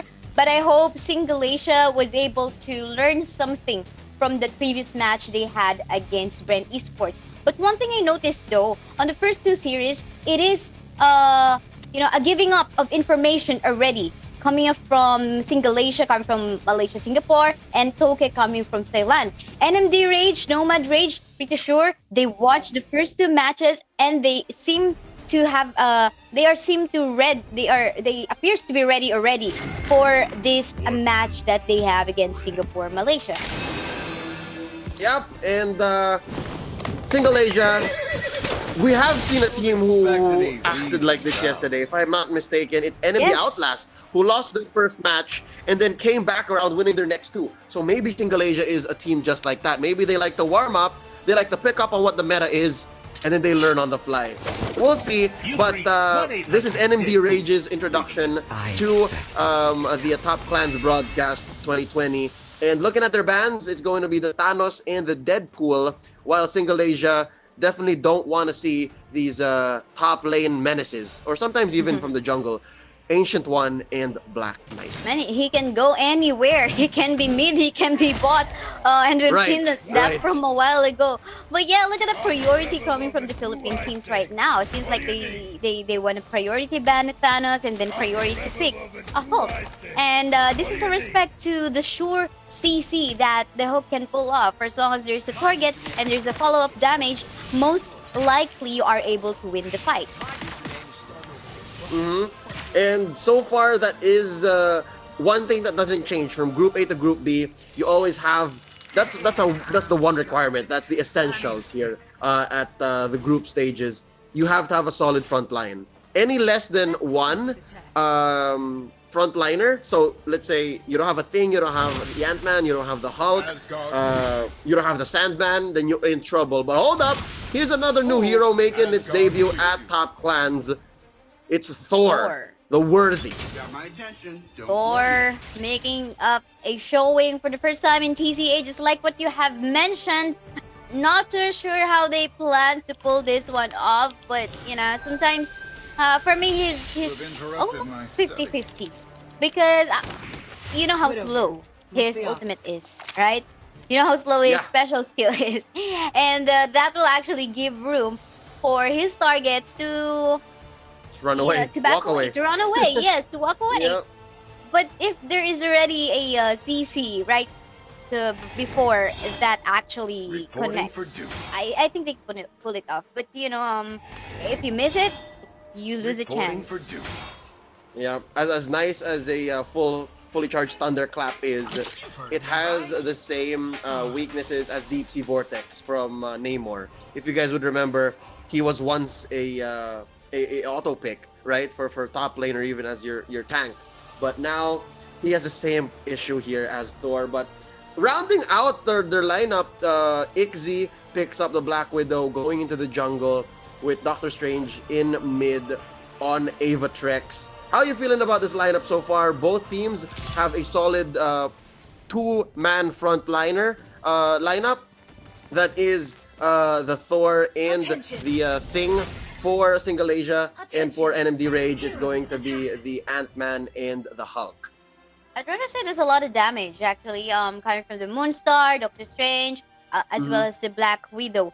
But you know, they must make sure that they will be able to set up a a proper initiate coming from that Hulk and that Ant-Man. But if not, early game time, they could get punished by the Star-Lord, who can go ham as well, go split push, so as is the Iron Man too. But what is happening in here? An invade, as we can see right now, seems like both will just be counter invading. Yes. Yep, it's a mirror, and I think that shows that both teams right now, they understand that they are equals and that they have to respect each other, or else if one of them kind of overextends or does not respect what the other is bringing, then that might be their Waterloo. That might lead to their defeat. Again, we know that Singalaysia has the propensity to be choked out. So once they are on the losing end, if NMD Rage can do it, just like Bren Sports, they could just ride their way into another 10, 11-minute victory. But I have high hopes that Singalaysia here learned from game number 1. Yeah. Well, also, we can count it that Nomad Rage is actually able to learn something from game 1 too, because they watched. Yes, they watched. Yeah, they watched Singalaysia. We obviously saw how they pull off this invade strategy, and I think immediately Team Nomad Rage decided, okay, for sure, Singalaysia is gonna go for an invade. Let's try to counter invade them then. But for the meantime, let's see this top side right now. Boba T super low on HP. 2-member gang. Oh, actually 3v1 gang ongoing right now. Will this happen again, just like what happened? Oh, but to the other end of the map, we actually did not see that coming. Yes. Oh no, that was because the top side too. Boba T rocked the thunderclap, used the damage reduction, the additional armor to protect himself underneath the turret, and he let the turret do its work. And it took down the Ant-Man from Nomad Rage, and that was impressive. I'll be real with you. I really enjoyed that because I was gonna say Ixie does not have Final Tempest just yet, so they were lacking some damage from the Black Widow. So I think that was a miscalculation coming in from Rage. I think so too, because Emma Frost is a different story, right? Like we keep on mentioning, okay, just get 2 skills, go to your level 2, and then you can gank already. But this is a Black Widow, that where we have to wait for her ultimate to become available. But let's talk about the fight going on to the jungle camp of Team Nomad Rage right now. Another kill going on to the side of Singalaysia team. Exhibit super low, gonna go down onto the hands of the Thor once more. What happened, Leo? Can you explain that to us? They juggled it. They juggled it. Very good use of the CC coming in from the thing, and they let Rocky just do his thing. He was able to lay down the energy damage, leading to 2 free knockouts going over to Singalaysia. And if I must note something, Kaisaya, New just jazzed his way out of there. He literally was just 2 hits away, 2 normal hits away from a knockout. But he survived just by walking around the other end of that wall and then just going the long way through. So yeah, that could have been a 2-for-1, but it ended up being a free 2 kills for Singalaysia. So far, so good for them. I gotta say, so far, so good. They are up about like 500, 600 gold here. But yeah, this is a lead that they should not let go for sure. Finally, they get it. Ixie uses the Final Tempest, but for 1 hero alone. I think it's worth it. I think you take it. You take it as you go. You take what you can. And in here, an attempt by one of the members, the Captain America, on trying to look for that steal onto the base. Unfortunately, he did not make it. And at the same time, we can see a very aggressive Rage right now onto the bottom part of the map. But unfortunately, they won't be able to push that one out, and they will just retreat for the meantime. Yep. All right, so it looks like they're even up in gold already, so the economy definitely, I think you can say that NMD Rage has caught up. But hold up, big fight down bottom. Damn Finn looking like he is gonna go down, but he gets the thing first. Just 1 HP and a dream. Oh, look at this star catching him out. Rocket boots. What? What happened? Why? I mean, why? I think the shield popped. I think there was a shield on the Moonstar, and no, the question is why did he chase that one? I know the Moonstar had just a slither of health, but there were like 4 to 3 members. No, I think I understand what Star wanted to do. He felt like a superhero that one time. He felt like, I can do this because he had rocket boots, right? So a single let's rock onto the Moonstar would have let him get away. But hold up, look at this. They mean business now. Even underneath a turret, they're able to get 1 kill, leaving just 3 members. The new Boba T and El Yi to defend Ixie from the sides. If there's one thing I can say about Ixie, is he's not afraid to pop the Final Tempest very soon. But sometimes you gotta do what you gotta do. And now they got this buff away from Singalaysia, slowly leading to the choke. It's not as bad as how Bren did it earlier, but they definitely have found their groove. Yes, for sure. Especially knowing that the first 3 kills actually went onto the side of Team Singalaysia. This is actually a good showing that Nomad Rage is working on making a comeback. Looks like this is a mirror business onto the top and bottom part of the map. 2v1 ongoing right now. Exhibit looks like he will be able to protect the tier 1 turret on the top side, while the rest of the team from the side of Nomad will be able to take down the tier 1 turret of Team Singalaysia down bottom.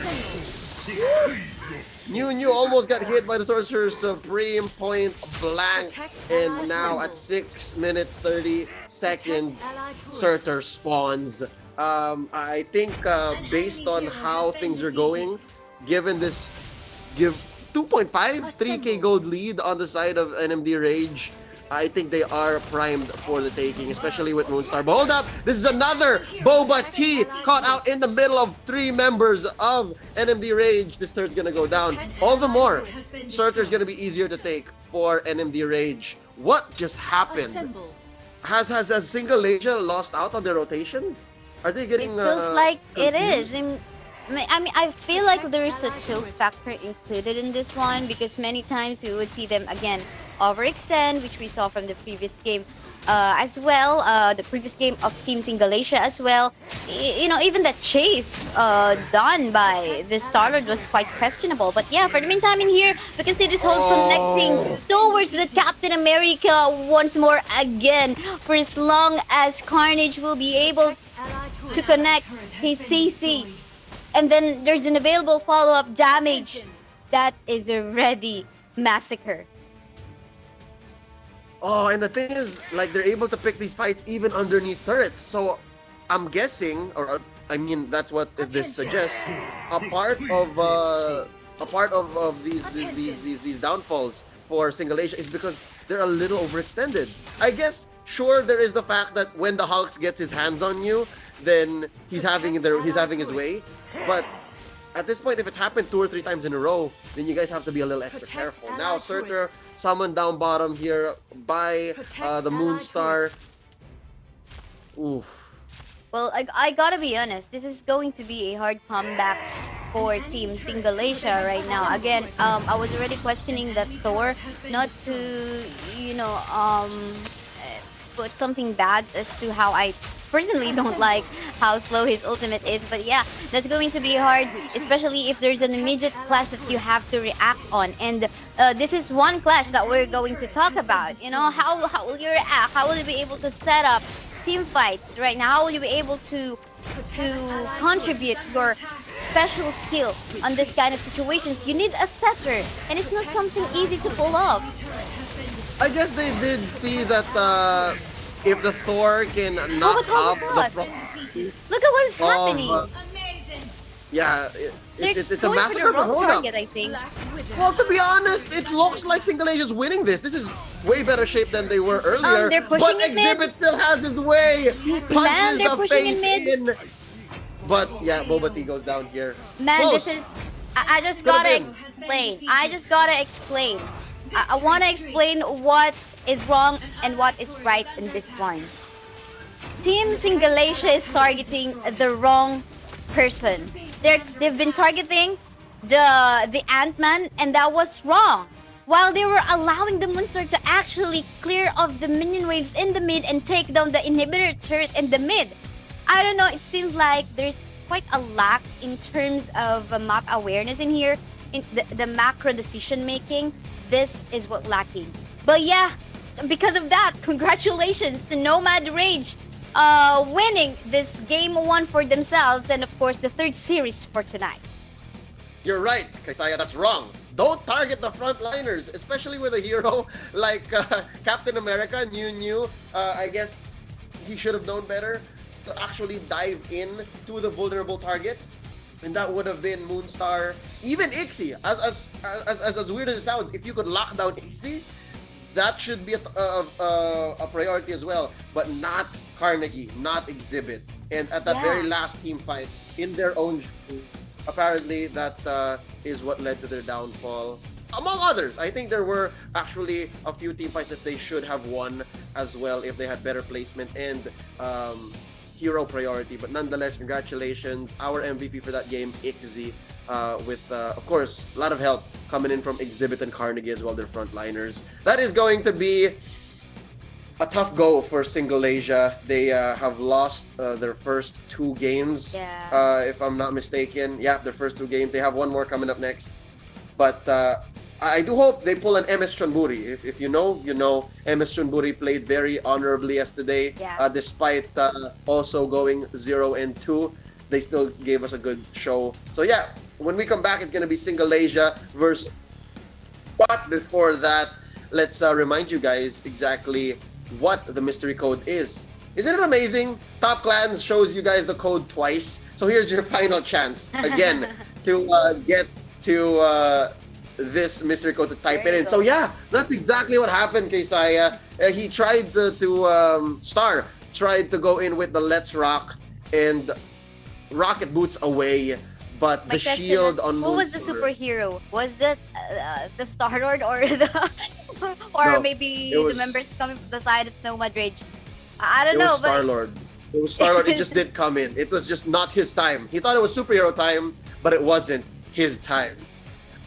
But nonetheless, congratulations here to Miko, Anthony, Sonza, and to Fufa Cholnati. All right, Fufa Cholnati, congratulations, Miko, Anthony, Sonza. You can expect a message coming in from top clans very soon to claim your goodies. Thank you for being a part of tonight's show. Once more, you guys are watching Group B of the group stage of Marvel Super War here at Top Clans 2020. When we come back, you're going to be seeing more action featuring Singalaysia. They got one more matchup. Toke, they've got two back-to-back, and as well NMD Rage going up against their fellow countrymen in Bren Sports to close off the evening. So if that sounds like a good time to you, stay with us. We'll be back after this short break. Don't go anywhere. My name is Leo. This here is Kaisaya. Stay with us.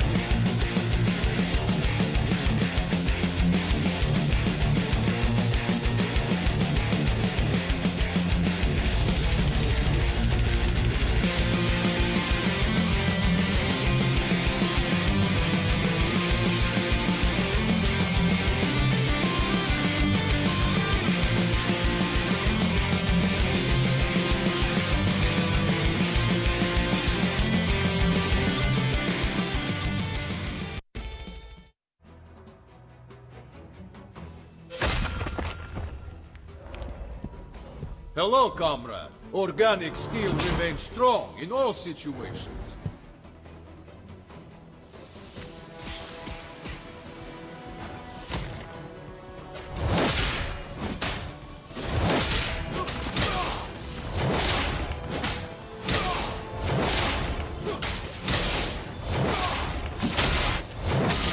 No one else I know can do this! Turn to base.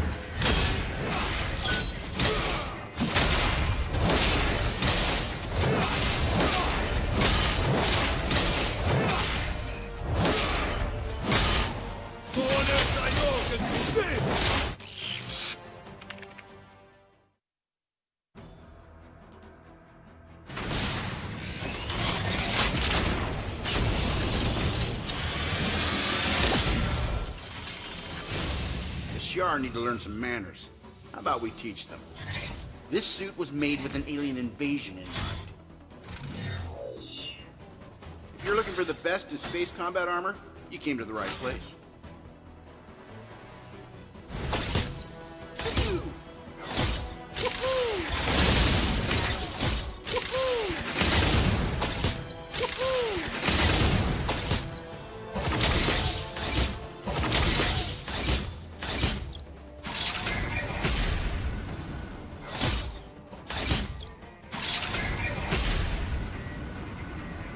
Let me show you my favorite new toy.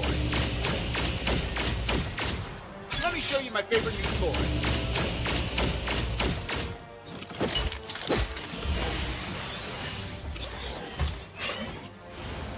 Now, time for a little R&R at base.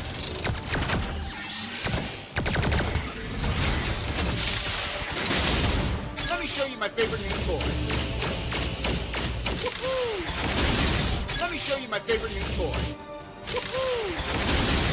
Let me show you my favorite new toy.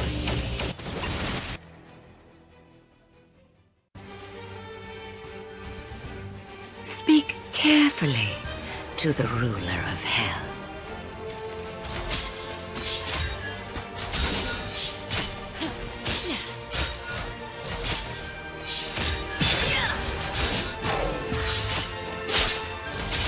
This is hell on earth!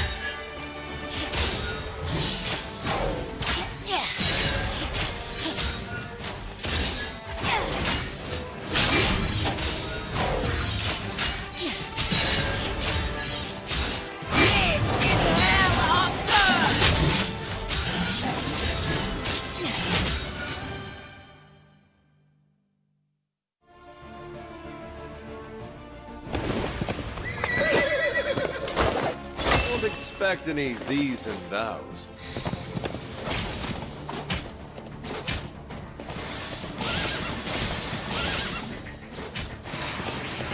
I'll lead a charge. Ace! I'll lead a charge. I'll lead a charge.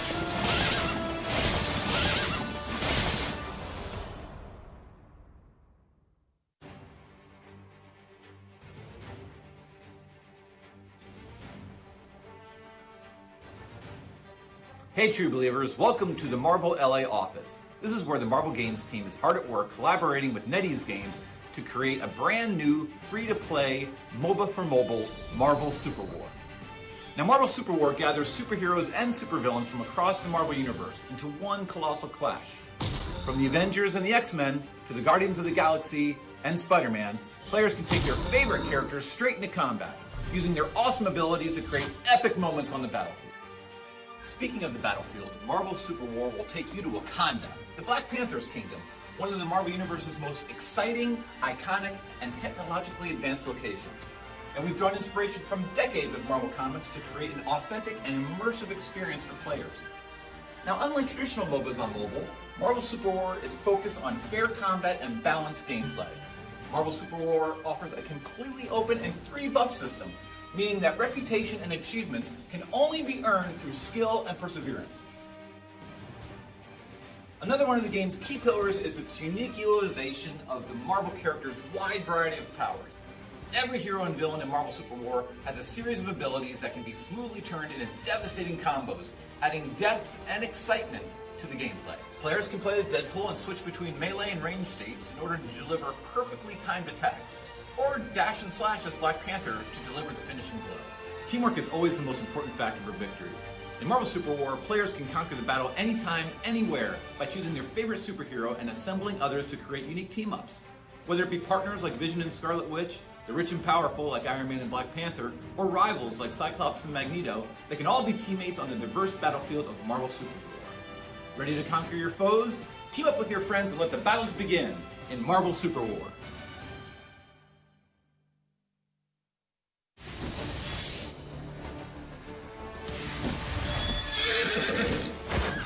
Don't expect any these and thous. I'll fight if it's for a good reason.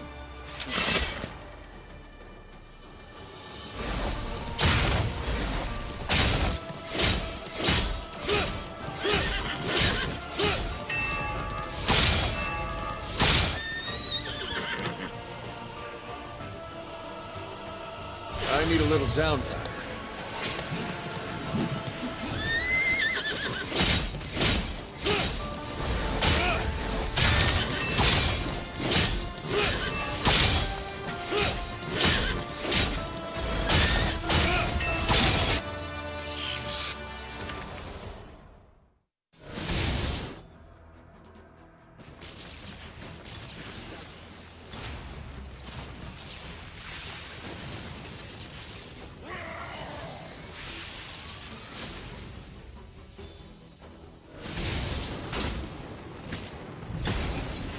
Another day, another dire threat to Earth.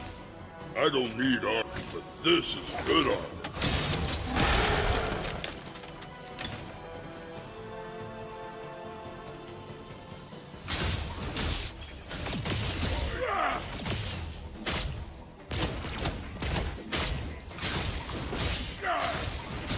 Fury CR! They aren't ready for the smash!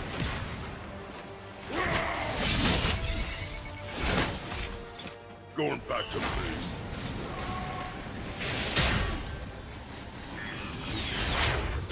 They aren't ready for the smash! They aren't ready for the smash!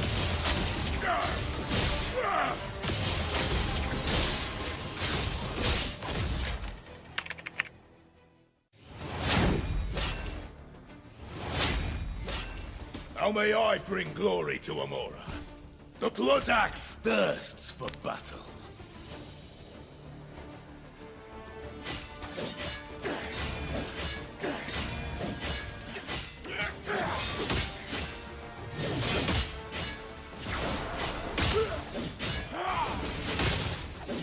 I need Blood Axe and take another soul. And blood my blade once more.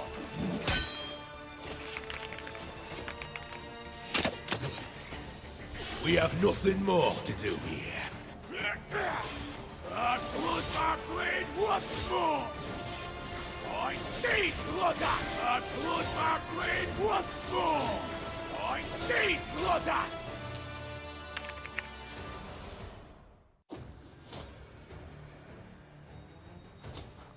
Hey there! Hope you need me to fight some bad guys. Have you met my girl squirrel Tippy Toe? She's the best.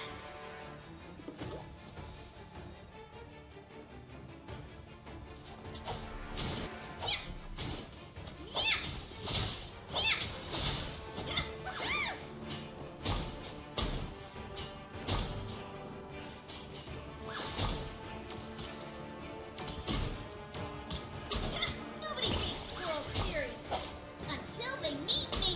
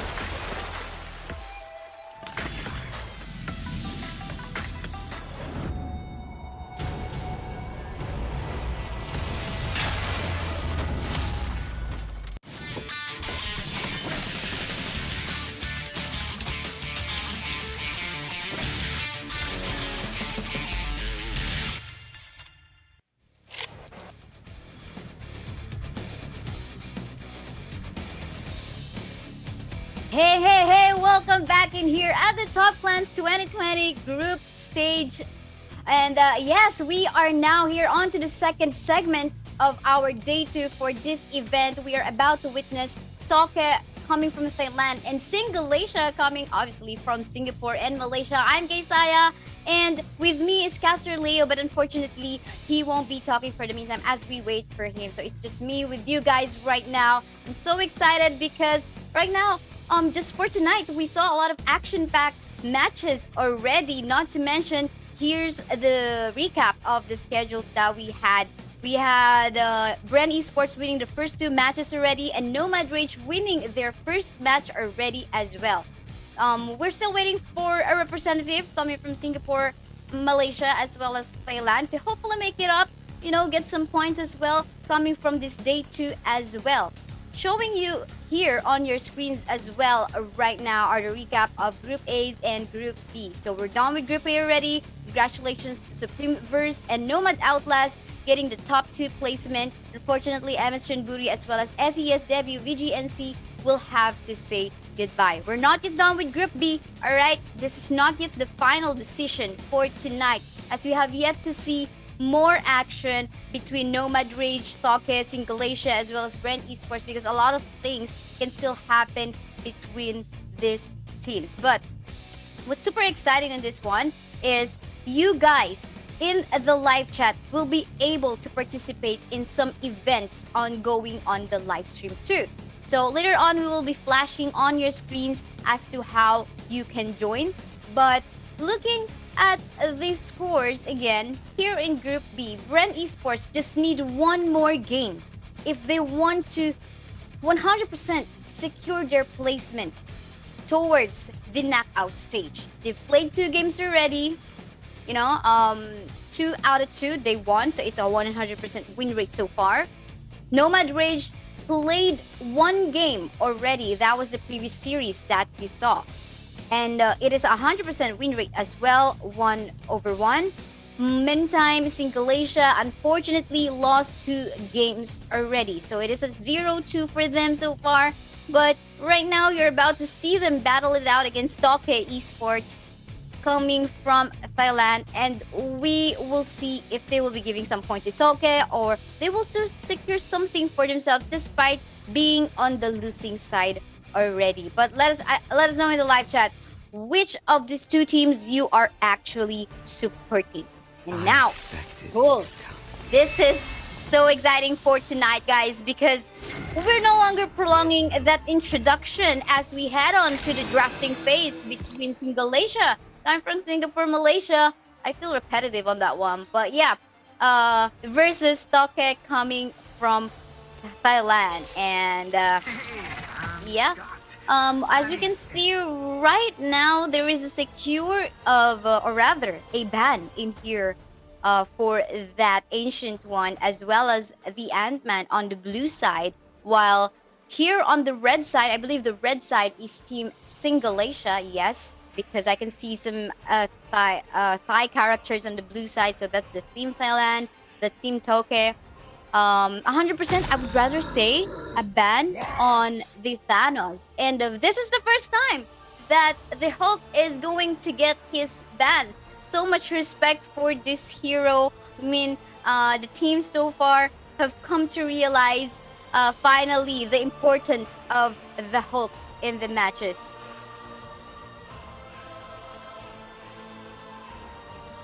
And yeah, there's no priority pick as of yet, but oh, am I saying this correctly? Asgard greets you. Again, the Thor. Asgard greets But well, we did see the Thor actually falling off from the previous game a while ago. Let's see if Team Toke will actually be able to pull this one off. But for the meantime, this is also looking good onto the side of Singalaysia, wherein they have a good solid frontliner in the form of the Thing, as well as a really annoying jungle Deadpool who can just go in and out in team fights, being secured in here by Team Singalaysia. And yeah, let's see how they will try to counter that one out or just basically answer. But for the meantime, I think this is the first time that we'll be seeing a vision being placed here at Top Clans 2020. And it will be partnered up by that Ebony Maw as a support. I do believe so. Or will he go to the mid? Yeah. He'll be a support in this one. I think so. And the Executioner will go onto the top side. Is this really true? Am I saying this correct? Correct me if I'm wrong, because Mr. Fantastic having that leech, so does that mean he's gonna go onto the jungle camp? We have yet to see. But for the meantime, look at that! 2 energy heroes on the side of Singalaysia. That Mysterio as well as the Adam Warlock. I think they're gonna put that Adam Warlock onto the top side. Not too sure, or it could be Mysterio going to the top side since he's got that teleport. But yeah, this is again our 4th series for today. Toke versus Singalaysia. Here in our 2nd segment, one of them will have to, fight for this point. But I'm pretty sure it is going to be so hard for Singalaysia this time because, they lost 2 games already. And securing one can make or break them. But let's see, since Toke doesn't even have any points as of yet. Heroes attack.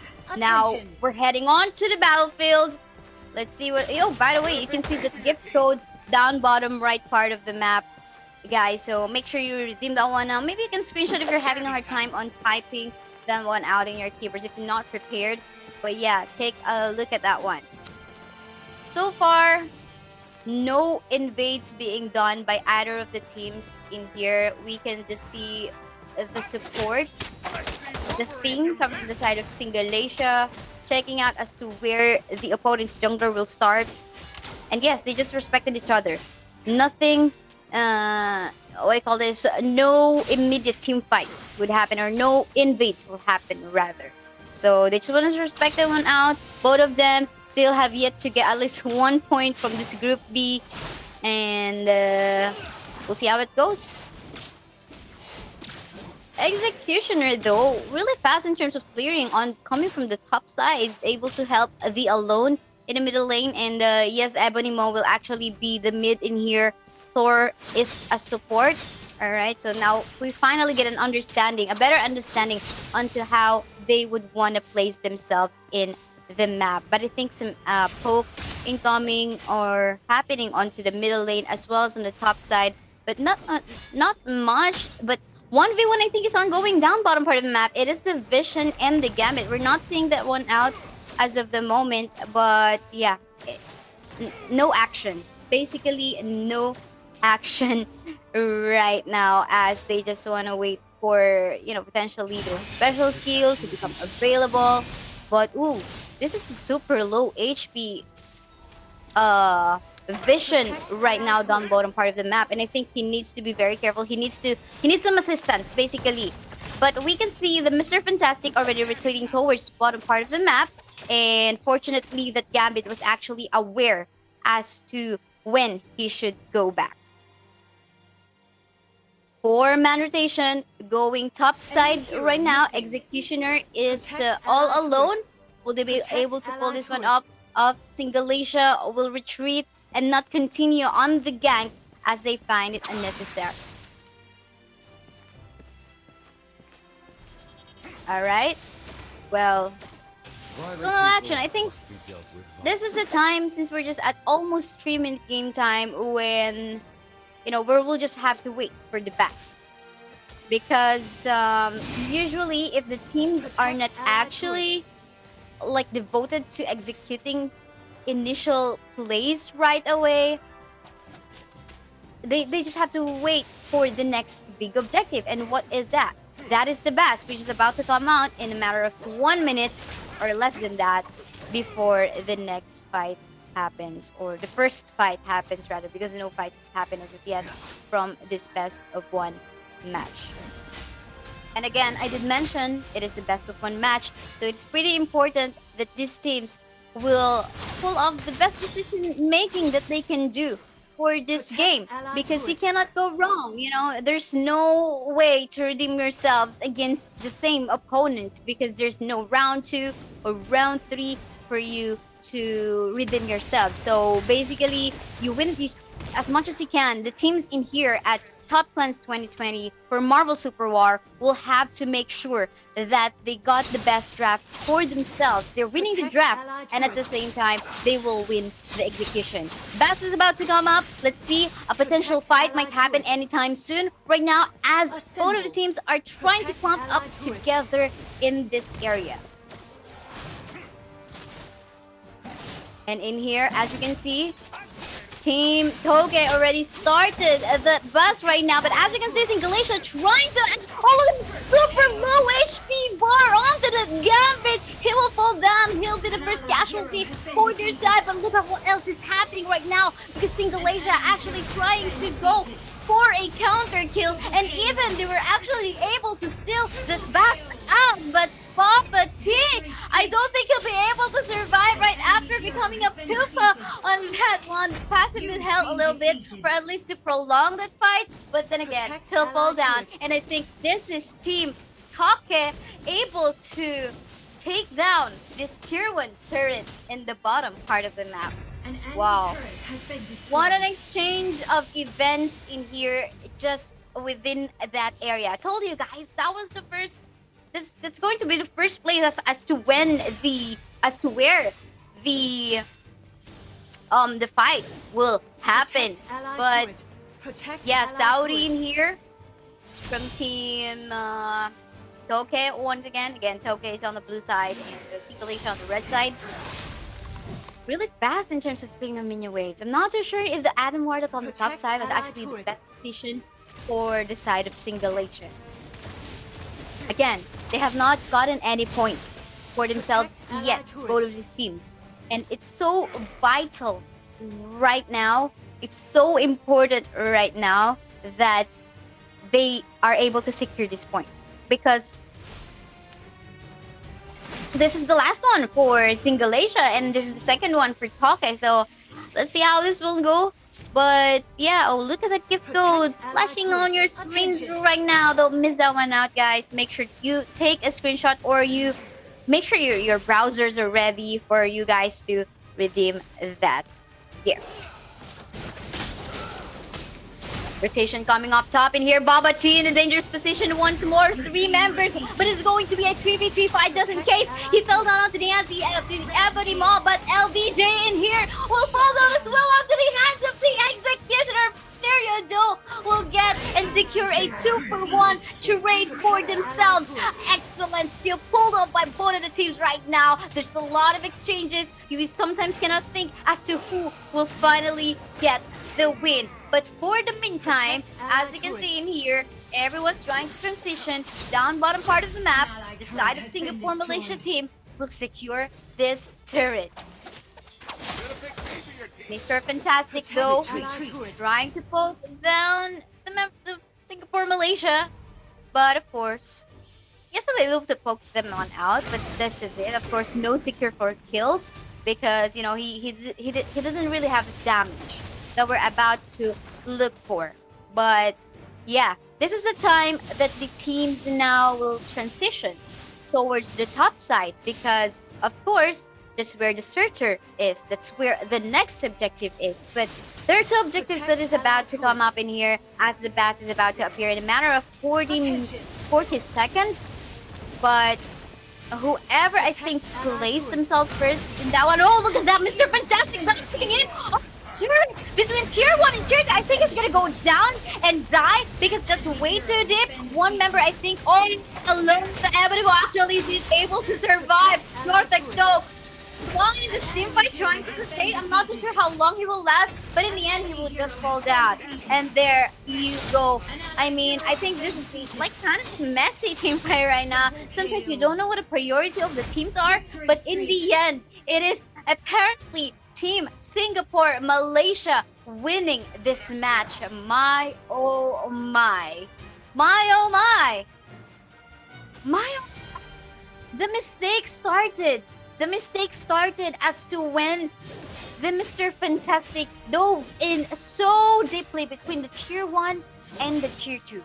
I mean, yes, it looks okay, but I wish and I hope that he had this way to actually come out from that dive. But apparently he did not have any way for him to do that, and that's why he got punished. At the same time, the rest of the gang on the side of Team Toke getting punished as well.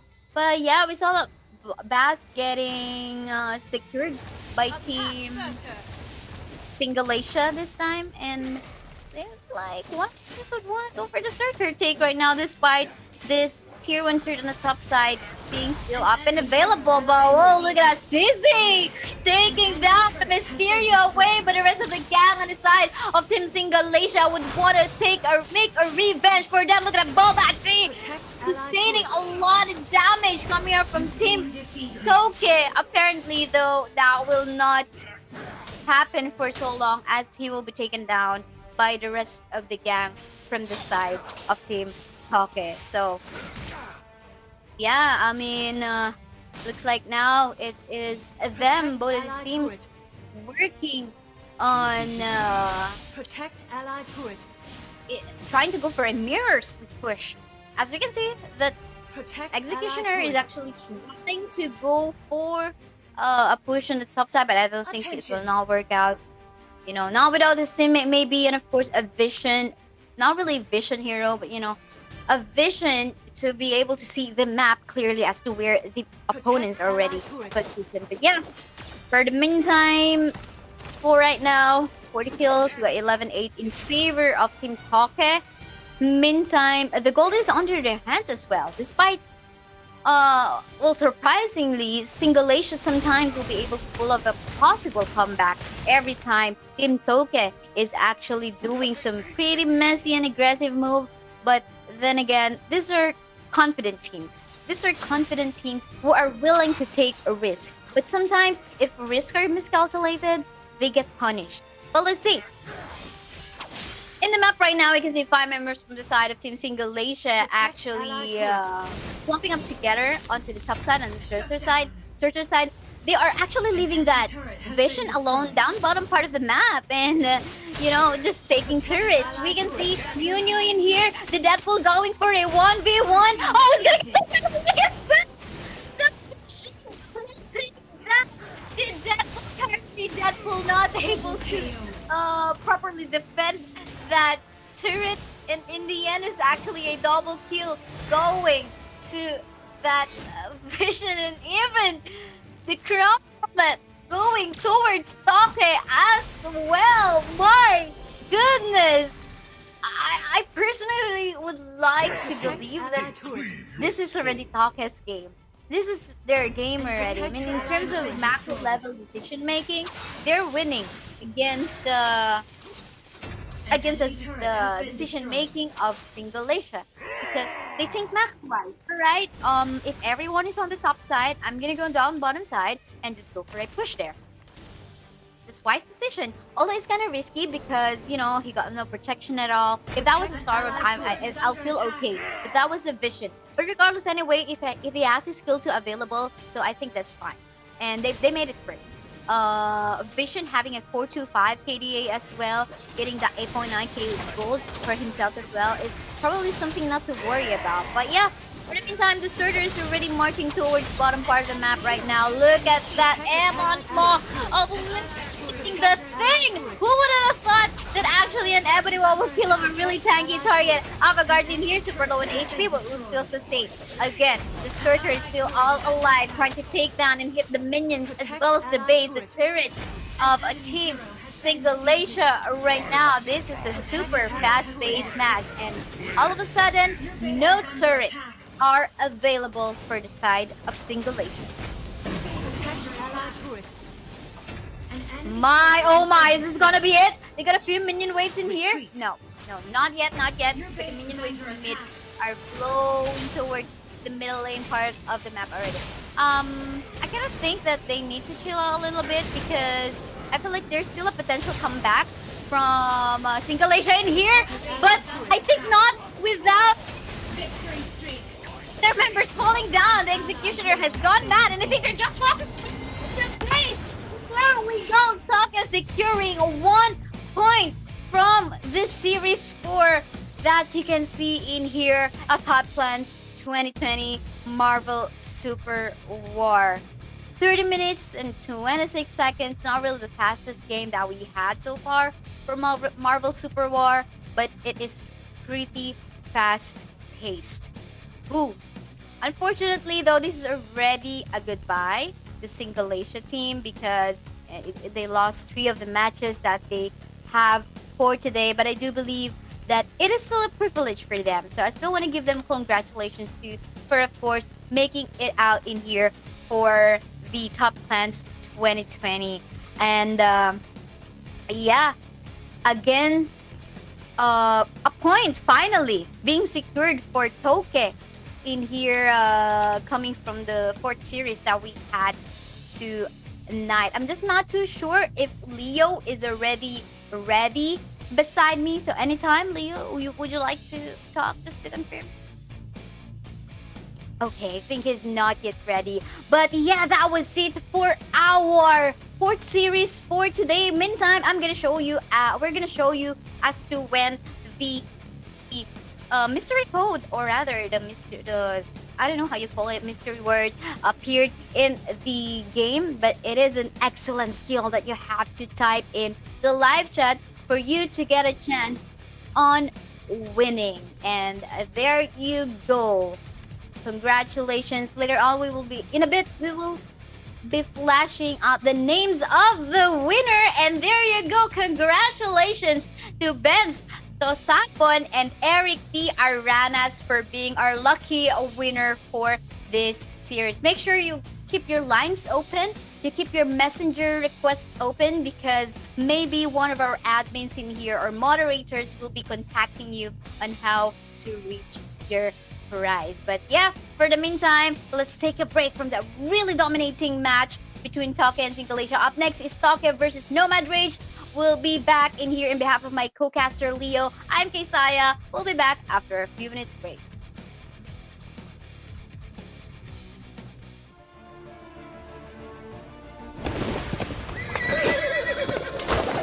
Don't expect any these and thous.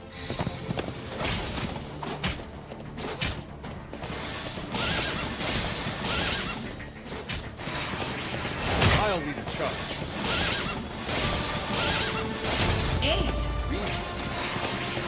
I'll lead a charge. I'll lead a charge.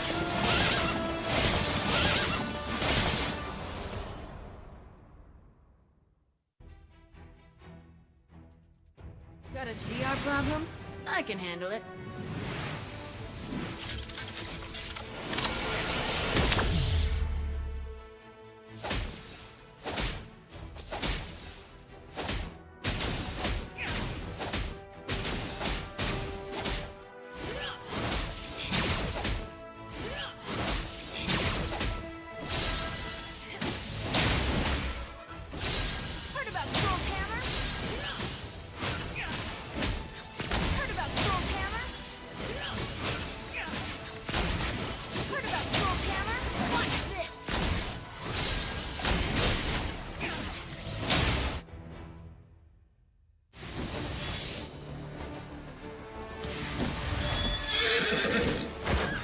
Don't expect any these and thous.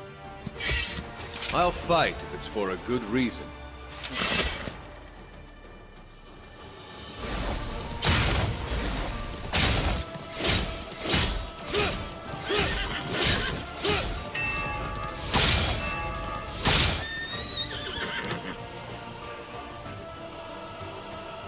I need a little downtime.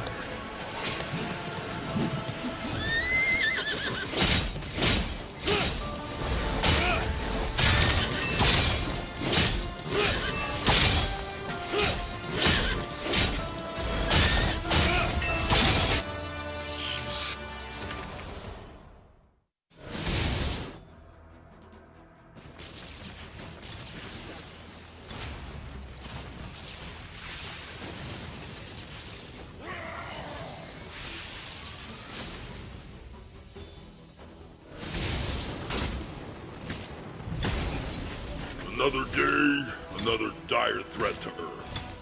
I don't need armor, but this is good armor.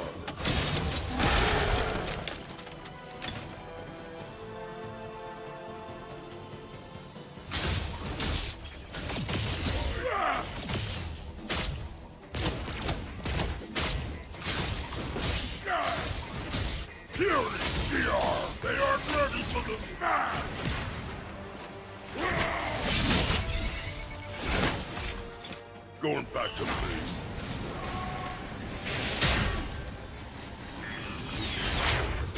They aren't ready for the snag! They aren't ready for the snag!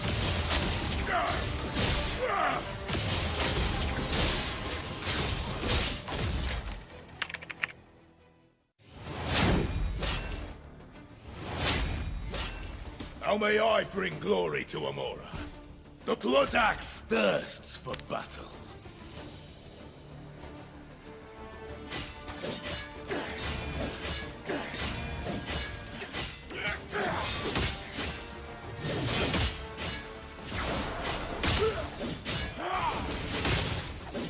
I need Blood Axe and take another soul!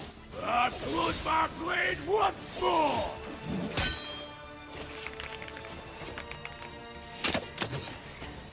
We have nothing more to do here. And blood my blade once more!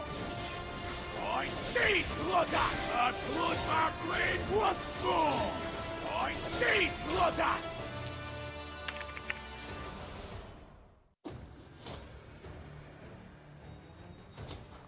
Hey there! Hope you need me to fight some bad guys.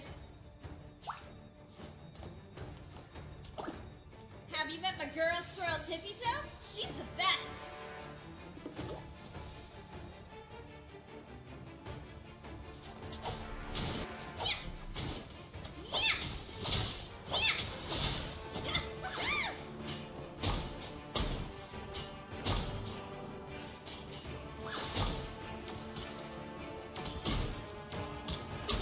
Nobody takes squirrels serious until they meet me.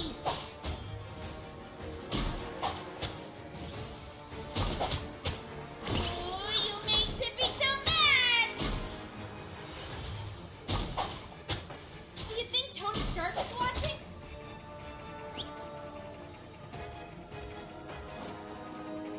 Gonna hop back to base.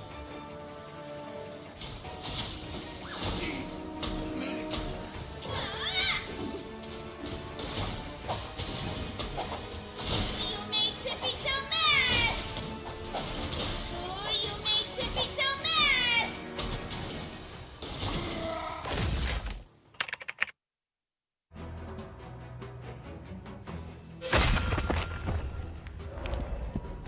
Hello, comrade. Organic steel remains strong in all situations.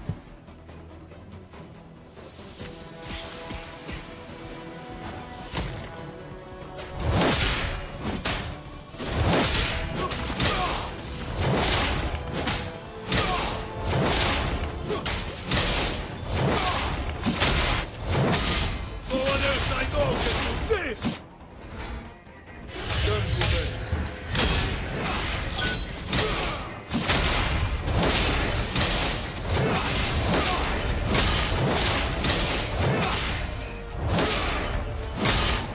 No one else I know can do this!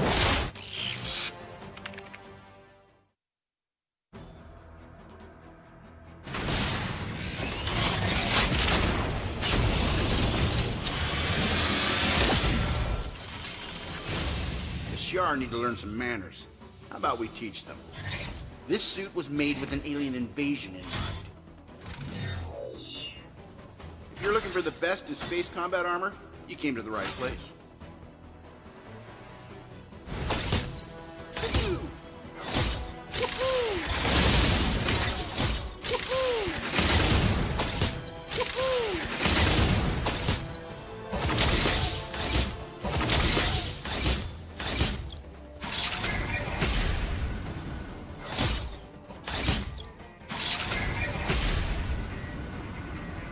Let me show you my favorite new toy.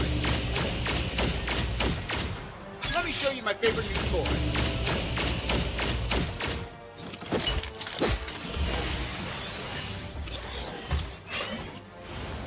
Well, time for a little R&R at base.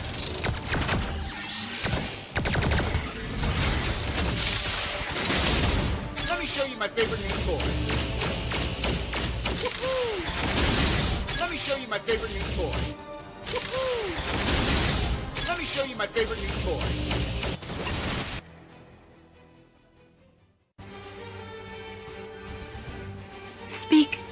carefully to the ruler of hell.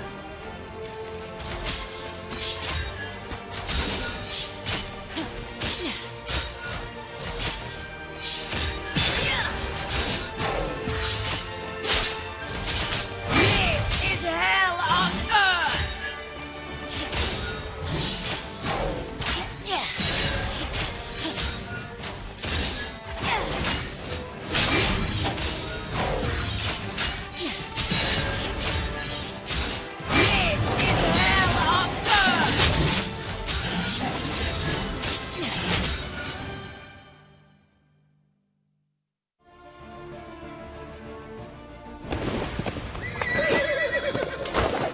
Don't expect any these and thous.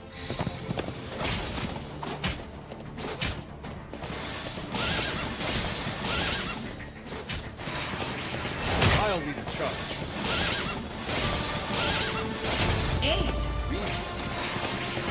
I'll lead a charge.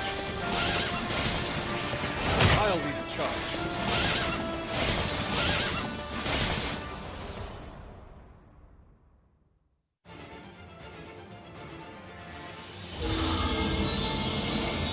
I am pleased to see you. Do you need help?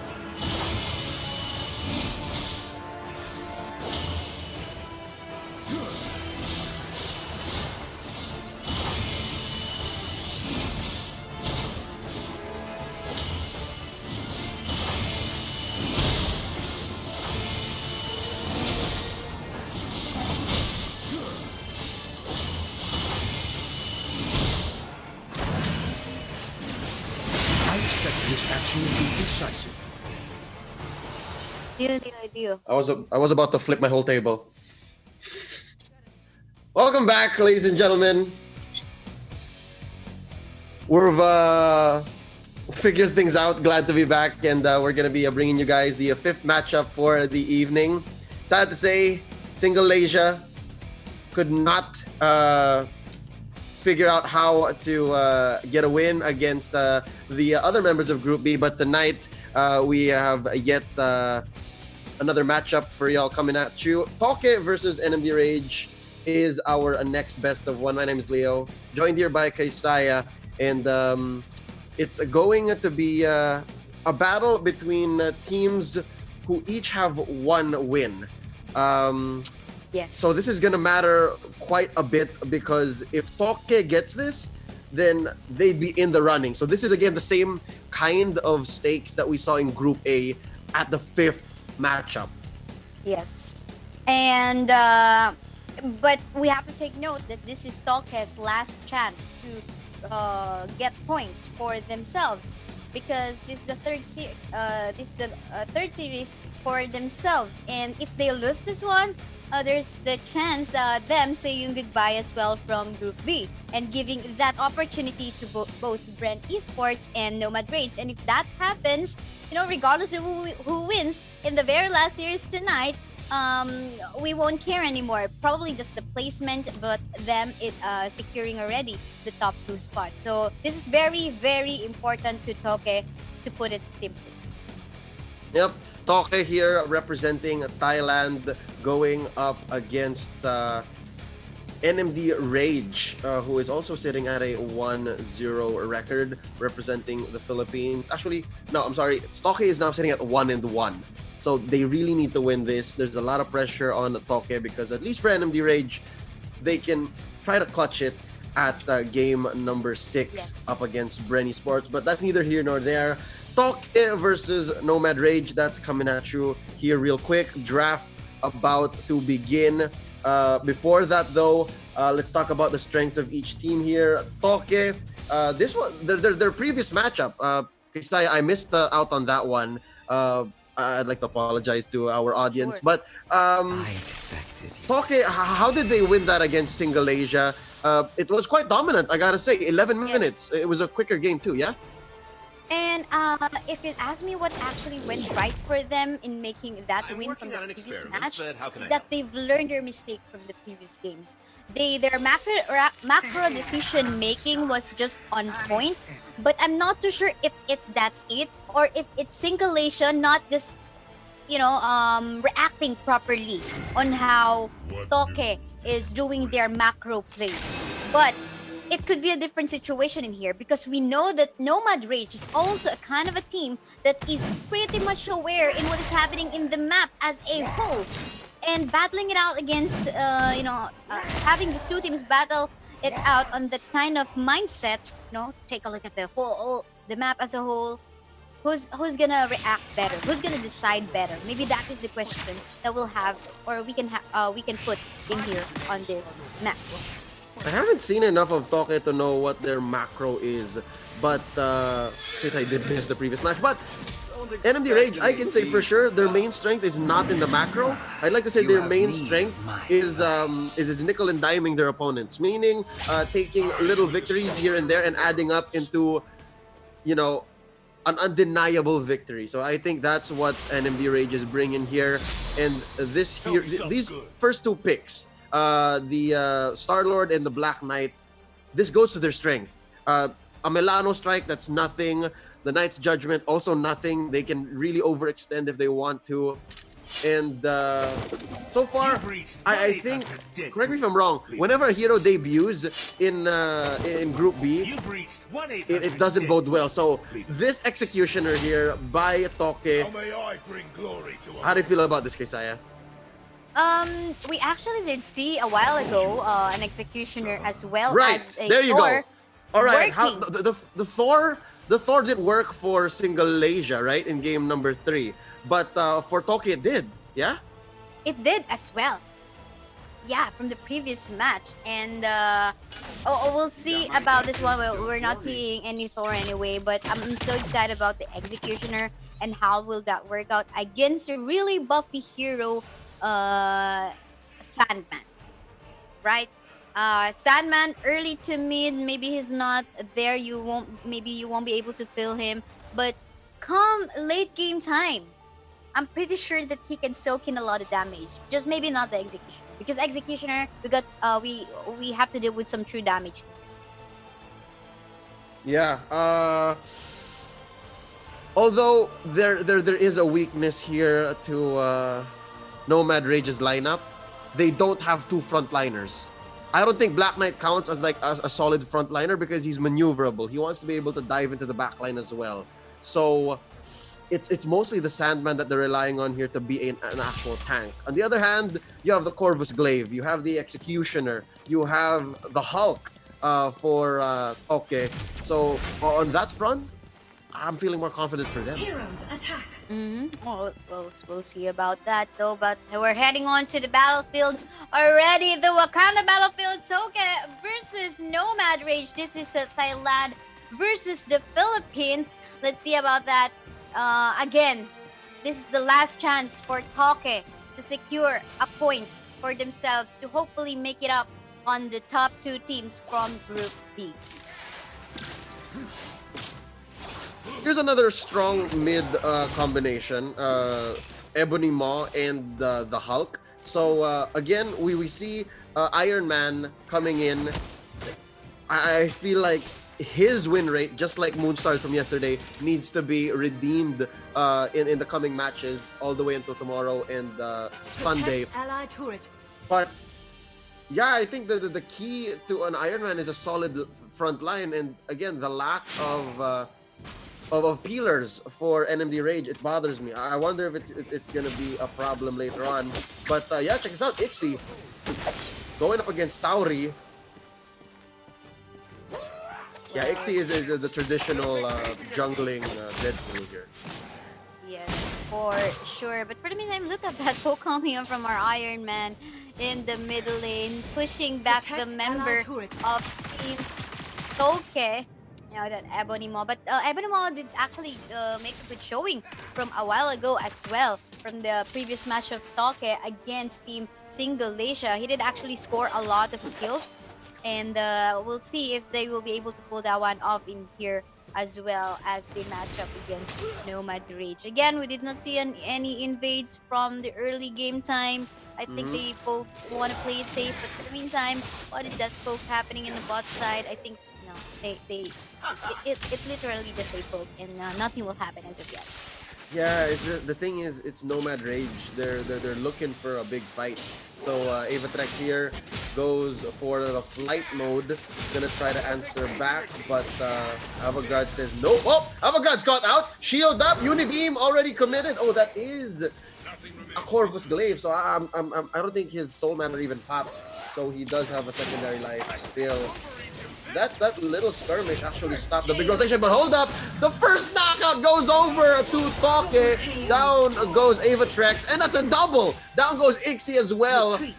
Oh wow, Sauri just walks away. That was a close one for the Ebony model. Could have been a 1-for-1. Oh, let us go! Let's go, team! But you know what? This gave me a deja vu. Deja vu because we saw a while ago from the first game of Team Nomad Rage wherein they got out-killed already early game time. 3 kills at event, and this time this is it again. 2 kills giving they give 2 kills to their opponents and they are able to make the comeback. So hopefully Nomad Rage will still be able to make a comeback in here as they try to go for a gap onto the top side. 1v3 situation. I don't think Sauri will be able to make it out despite being a little tanky on that one. I need a little downtime. Yep, that's Nomad Rage going for a revenge kill. It's a little delayed, possibly a minute or so, but they'll get it in nonetheless. Milano Strike pushing back North XX behind his turret. So here at least we see some firepower coming in. Yeah, they're not going to destroy the turret, not like this, especially with North XX still there. Here's the backup. Okay, not gonna kill the Hulk, but that's okay. But the rest of the gang in here on the side of Team Rage will go for a backup and they get to secure a kill onto that Ebony Maw. And at the same time, they will be able to secure this Bass for themselves as well. They go all in onto this team fight. Avantgarde's in here, super low in HP. Gonna go for the passive, but then the team fight is being prolonged right now. Look at that Exhibit as well, going for a really good front line for his teammates. What a play! And the rest of the gang for both of the teams will just retreat and go back away as they're done with the business. They're done taking the Bass, and that's it. That's about it. I can't say for sure if it was Nomad Rage or Toke who was pulling the fight down closer to the lane, but either way, it was detrimental to Toke. I think if they stayed possibly in a more fixed area, that would have been better for the Executioner. He would have been able to deal more damage, Sauri. But so far, 2 team fights already back-to-back. Nomad Rage has put Toke in their place now. Sauri, not chunky enough, goes down underneath the zone turret. Milano Strike just for good measure to clear the waves. Retreat. This is quite the come around, especially after an early 2-0 start by Toke. Nomad Rage is finding their groove here. Dan Finn doing great. Unibeam by Avatrex. Ooh, the fight is up top. You know what? What I really like here, what Nomad Rage is actually doing is they make sure that whenever they gank, there's at least 3 members on their side, or else they're not gonna go for it. And that's what's working for them. So whenever they called out a member from the side of Team Toke, just all alone, okay, hey, teammate, let's go gank this one out because he's all alone and the rest of the members are, you know, just farming, scattered all around the rest of the map, and let's take advantage of it. And that's pretty much working in favor of Nomad Rage right now. Yes, and oh no, another under turret attack. It's called the turret assault, but it's not their turret, it's the opponent's turret. Ixie destroys the turret, and that's going to be North XX catching out the Sandman, knocking him out. Sauri barely survives. Oh, but Ixie puts in the finishing touch, gets the knockout. Still, Avantgarde goes down. Not enough lifesteal and shields on that Corvus Glaive. And I believe the trade is a 2 or 3 for 1 in favor of Nomad Rage. So it's a 2 for 1. There you go. I can say now for sure Nomad Rage is learning more to work out their macro. That aside, they're still very good at nickel and diming their opponents. Hence the 3-8. They'll always lose one or another. But, Toke is starting to overextend a little too much. Yeah, and again, this is the deja vu that we've seen from a while ago. What do you like it? what you like about Nomad Rage is that they know how to come back. They know how to regain from a come back from a loss, and they're showing it right now, and it's a proof that, for example, okay, you're playing ranked games, and then you get a teammate in here that got KO'd for the first time by your opponent. Then basically, it's not a way for you to say. It's not right for you to say, okay, we lose already. The opponent got 3 kills away from us already, and but yeah, this is a good showing that comeback is really possible for as long as you give your time. You give enough time for your winning condition to flourish, and basically wait for that. And looking at the lineup on Toke, sure you have the Gambit, but we've seen this already, right? We've seen teams in this position wherein they're waiting for one hero to go online. But when that hero does get their items, gets their levels, is that enough still? Because you have to consider that the other team is also doing the same thing. And our Star-Lord has not yet fallen. Exhibit hasn't fallen. Well, I think Ixie died once. So you do have this mechanic on Deadpool. But still, the same stands that Nomad Rage here is doing a great job at keeping their advantage. 3-9 still. Only one death since that early first knockout for Toke. And it's off of a very little error on overextension. So yeah, the speed of this push. For sure. I mean, the priority is very obvious in there. The Surtur is on the top side. It's up and available. So what else will you do? Basically try to find and clear up the minion waves on the top side. But look at that. The team fight. They're going to take down the Corvus Claims. Once again, so is the Executioner. What a play. And them taking down, picking up members from the side of Team Toke. It is up for them to take the Surtur already. Yep, and look at this. Danfin is gonna stay here just to keep the pressure. This is his way of protecting the Surtur take. You know how it's usually the tanks that like roam around the team while they're taking Surtur? Here, it's okay for even a Star-Lord to do it because that's how bad the pressure is. That's how much Nomad Rage is putting onto Toke here, forcing them to do something, anything, except for check Surtur, and because of that, it's a quick take here. Let's see who has it. I think it is. I don't know who it is, but for sure I can say that whenever they summon it, it's gonna be a hole in Toke's base. That's for sure. Yes, for sure. Not too sure. Okay, they place it on the top side. It's there and it's about to march. They placed it somewhere between the tier 2 as well as the tier 1 turret on the top side. I think they're ready to fight or take another chance in the Oh! 1 or 2, and look at that! Super low Gambit. They tried to take the Star-Lord, but to no afford. Look at the damage coming from the Iron Man as well.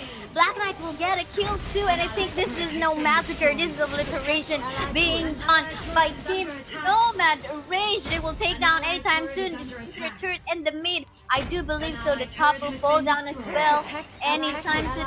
Surtur march towards that area. Yep, Avantgarde's doing his best here, but it's not gonna be enough. That's gonna be 2 inhibitors, 2 base turrets that's going to go down. Avantgarde's knocked up here, and the rest of Toke follows. Surtur whacks away at the base. This is going to be a Nomad Rage victory. Congratulations. Toke fought well, but it just was not enough. Thank you so much, our friends from Thailand that plays their last game here at Top Clans. And it tells us something. It tells us something. It's already a congratulations to both Bren Esports and Nomad Rage securing the top 2 spot, because the next match, the very last series that we are about to witness, Bren Esports versus Nomad Rage, is just a battle between, I think positioning as to who gets into the top side, onto the top ranking. But regardless, both of them will make it up to the knockout stage already. Well, it's really unfortunate. We all know that already. Toke, Singalaysia, they will have to say goodbye from this tournament. But yeah, how about you, Leo? What are your thoughts about what happened from this match? One thing is Nomad Rage showed us a little more versatility. They were able to show us again how they're able to take little victories and turn them around, add them up into a snowballing lead. But just the same, here they were able to play a little bit like Bren from the two matches we've seen from Bren, wherein they find this little window and they use that window, establish a lead, and don't let go. Essentially like a gator roll. Like you find that nice bite and you don't let go. That's what Nomad Rage did here. And that's lethal. Especially if your team consists of heroes like Black Knight and Star-Lord. You have such strong lane presence and you have such fast turret takes that your opponent is left breathless. So here's one short early game moment wherein I think this is the first few knockouts wherein Toke had a great start, right? Toke had a great first two knockouts, able to push back Nomad Rage. But the key here for Nomad Rage was to not tilt, right? This was their time to say, hey, this is not the end. We have to stay in here. Let's go find that window. Let's go, indeed. And that is the keyword that you have to type in the live chat.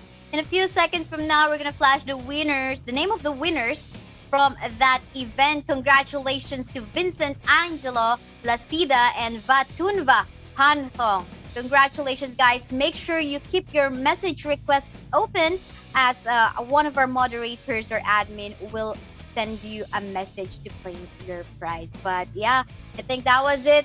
I'm so excited for the next match because these are two Philippine teams. Later on, Bren Esports and Nomad Rage, again, they have secured the top spot already. It's just a matter of positioning this time. But then again, for the meantime, we'll be heading on to a really short break. I'm Kisaya, and with me is Casper Leo. We'll be back.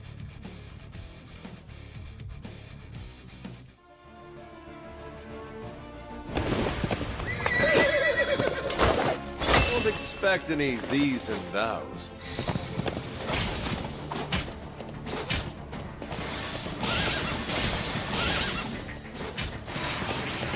I'll need a charge. Ace! I'll need a charge. I'll need a charge.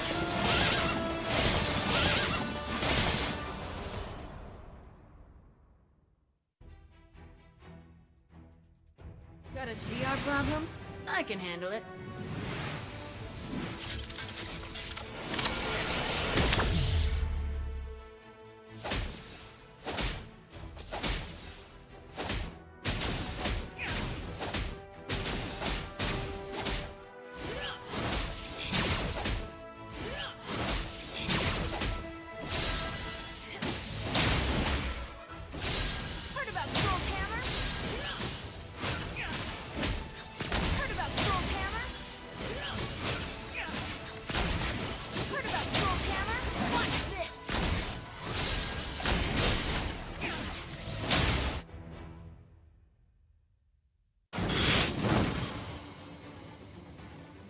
Who has need of Sif's sword? The enemies of Asgard must fall.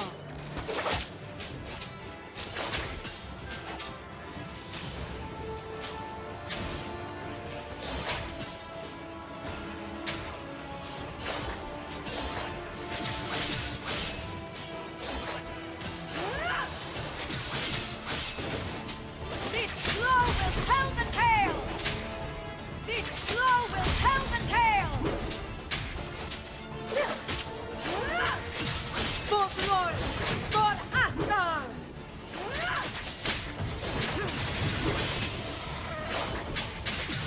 Folklore for Asgard!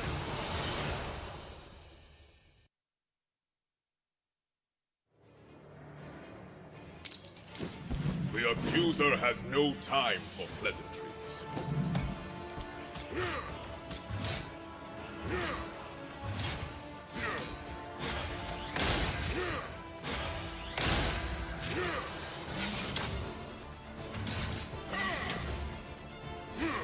I pronounce justice!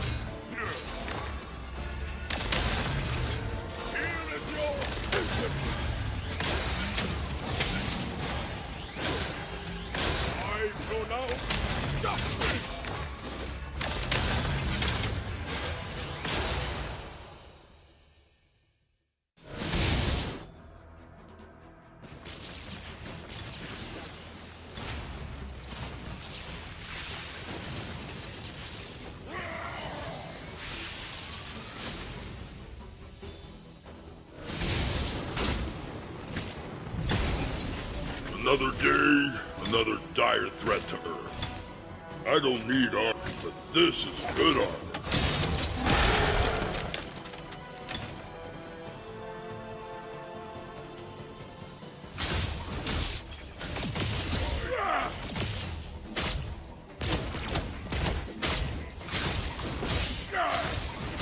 Kill these CR! They aren't ready for the smash!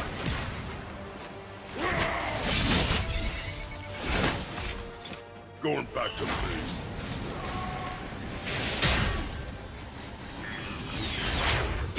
They aren't ready for the smash! They aren't ready for the smash!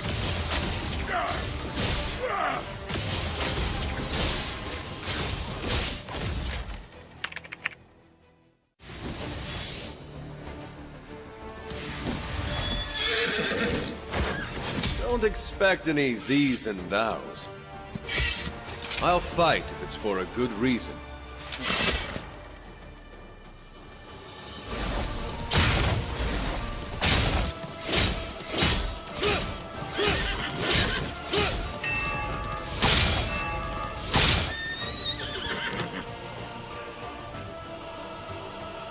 I need a little downtime.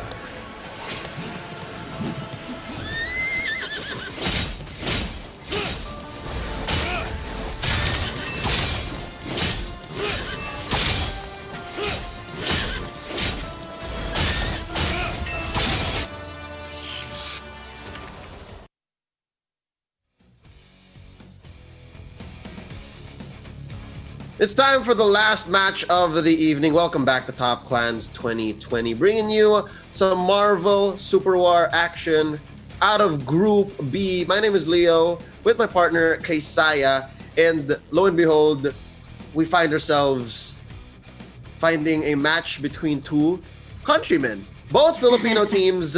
It's going to be Bren Sports going up against Nomad Rage. There you go. Rage. Nomad. I was about to say Nomad Outrage. It's Outlast from yesterday. This is Nomad Rage. This is Nomad Rage.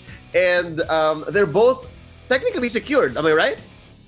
Yes, they have secured the top 2 spots already. So regardless who wins this match, they will be moving forward for the knockout stage. But, you know, sometimes if you win this match, you would still want to brag about it. I mean, you feel proud of yourself that at least you will be able to gauge yourself how you can match up against your opponent in the future matches. I guess what you do as Bren Sports is you make the most of your break, right? They started off hot and they went really fast. So they won their 2 matches and then they had the rest of the evening to, you know, take it easy and watch how Rage would perform, because they know for sure the match is scheduled that at the end that they would meet each other. Now, for Nomad Rage, what they can do here, Isaiah, is yes, watch Bren Sports' previous matchups, but as well, they could ride the wave. They could use this momentum, and if anything, they are going at 150 miles per hour at this point because of their 12-minute victory from earlier against Toke, wherein they played quite a bit like Bren. If you remember, they just found one window. They lost the early knockouts, but they found one window and they couldn't let go. So, you know, we're going to see now Bren possibly bring out something new. Well, just to give a little bit of information to what has happened recently between these two teams already in other tournaments, they had this still ongoing matchup. All right, and the score was it was a best of 5. Rage taking game 1 against Bren Esports, and then Bren Esports getting that 2 wins away from Nomad Rage. So it is a 2-1 standing so far on that best of 5 match that they had, and we'll see about this. But Rage getting 1 point from Bren Esports says something. It tells us something that they can match up. I mean, these are Philippine teams making a good show for this group so far. They dominated teams coming from Singapore and Malaysia and even Thailand as well. Yep. And it was, like I mentioned, it was dominant. Yes, this is a local rivalry brought up to the international scale. So how perfect is that? Ladies and gentlemen, we're closing off this Friday evening, welcoming the weekend as we finish the halfway point for the group stage here at Top Clans. Now, onto the draft. Bren Sports on the play. Nomad Rage on the draw. They will be responding to the Star-Lord ban with their own Ancient One ban. Interesting. Why the Star-Lord ban? Are they trying to neutralize Darfin? They saw how Darfin played earlier. Well, there is something prominent about the Philippine teams that we have. A lot of teams that we have in here come from the Philippines love Star-Lord, right? Because of the focus and the objectives, the turret stakes, the mobility, and it's just reasonable to take this one off from any of the members of these teams. But for the meantime, this is now a decision making that Bren Esports must do because they only have one chance in securing a hero, and they prioritize the Hulk. You would sometimes think, okay, should we secure Moonstar right away, or should we prioritize the initiator? And I like this decision that they have prioritized an initiator rather than the damage dealers. But how about you, Leo? Thoughts about that? Here's the other side of the coin, right? Since there is this innate advantage of being the first pick, you can use any hero you like based on what's not banned. Nomad Rage makes up for that by saying, how about we get both? How about we pick up a frontliner, we pick up some CC in the stomps from Super Soldier Serum, and we pick up Moonstar, who locally in the Philippines is known as, a jungle, mid, and marksman bottom lane menace. Like, bar none, no other hero has performed the way Moonstar has in her debut weeks, right? In the esports realm of Marvel Super War. But you were saying. Yeah, look at that. The Thanos making his placement in here in the composition of Team Bren Esports. We can say we saw the Thanos many times getting banned out from across different teams, and they probably forgot about that. Okay, there's a Thanos. Instead of Thanos, let's secure the Ant-Man. I'm pretty sure that it felt like somehow Nomad Rage actually forgot about that. But the Moonstar was okay. It was good, and even actually we could say best, because especially in the late game time when she gets the item that she needs already, she can go just massacre anyone who will go along her way. But for the meantime, I think Bren Esports is also making a good showing in here on the composition, on the lineup that they got. It just had enough CC and good enough output damage as well. So I'm guessing that this may be a roaming Black Knight. Shock, I'm gonna go into the jungle with this Thanos. Ace gonna be the marksman, and Sync One on this Iron Man. Oh, there's a swap. It's a jungle gambit. I don't know. Are they playing with our emotions, Kaisaya? Because Jet on the Hulk. That's more what we're used to seeing. But let's look at the other end here. Nomad Rage. Not many fancy flips, right? Look at this Avatrex on that Jubilee going mid. Ixie, Jungle Moonstar, and Darfin. This is what I'm saying. Darfin on that Corvus Glaive. He's usually the marksman, usually the carry. And we're going to be seeing the Corvus Glaive play that alternative role. So now, seeing both lineups, I can say for sure, they both have their little quirks, but you understand clearly what they're trying to do. So yes, in this battle of countrymen, it's Filipino versus Filipino team. Let's call it. Who do you think is going to come through? It's hard to tell because they got the same strategy that they want to pull off. It is a protect the king composition wherein, we got a marksman. It's Gambit versus Moonstar, right? Yes. And both of us, we must make sure that we protect our jungle camp and not allow our opponent to get a steal on ours, or at least we should be able to find a way on stopping our opponent's jungler to shine through this game. So or mirror. Yeah, full mirror in this one. And at the same time, I think more like we will have to involve in here the micro plays of both of the teams, not just the macro, because obviously they're going for the same route in terms of strategy. Yes. So them coming from the same local meta, you kind of understand how it turns into a game of I know you know. It's now a matter of conditioning, who's gonna fall for whose tricks and at what point. But so far, it looks like Nomad Rage is clearing their jungle much faster. And they're also pushing out on the lanes much more aggressively. Look at this, AV1 at half health up against Exhibit. Given that both heroes have some modicum of regeneration, even down bottom, look at this. A member of the Black Hand taking it back against Ace on that Thanos. This is like a comic book ending, Keisaya. It feels more epic than what a best of one should be. Yes, for sure. It's gonna be an exciting last match for this Group B. But yeah, no action has happened as of yet. But for the meantime, we can see Igzy taking advantage of the passive that he has already as a Moonstar, being joined by one of the minions that he can basically, There's basically two kinds of minions you can get. One is the aggressive, the other one is a shielder. More often than not, I think, it's still 50-50. I think it comes out to what you really want at the moment. Yes, for sure. Anyway, he can change it from time to time. But Yeah, for the on meantime, cooldown. as you can see, some actions happening on the top and bottom part of the map right now. It seems like what the plan in mind in here of Nomad Rage is to try to take down the Thanos ASAP. Because they're coming out together in that area. Yeah, or put pressure, right? Or put pressure. Yeah. And Jeff and the rest of Bren Esports knows that. So what they're doing is they're saying, okay, you guys are going to pressure the Thanos. We're going to send people over. So again, you see that these two teams are top caliber teams for Marvel Super War. And they're both on the same wavelength.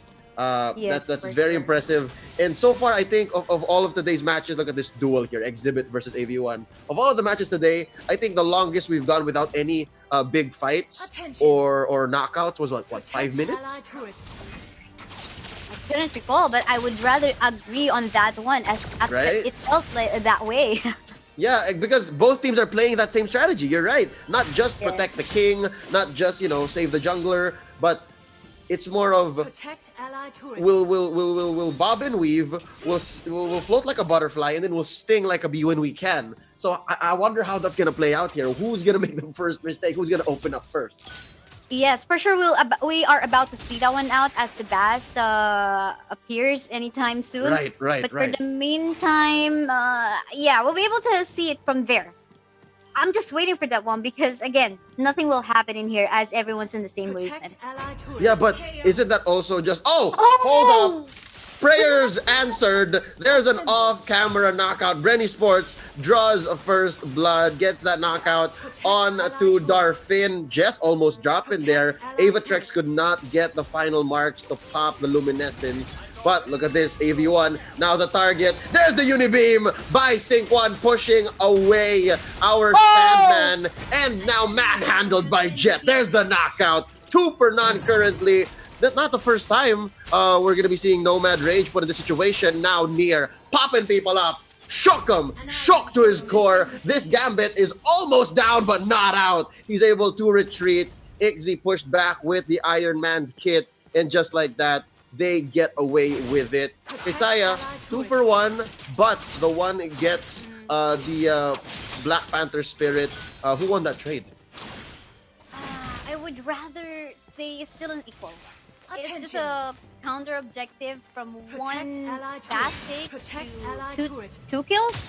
So I think I'd rather say it's equal. As you can see, it's quite obvious anyway in the gold right now. Yes, there is a lead on the side of Very team. But it's very little. It's something that can still be catched up, but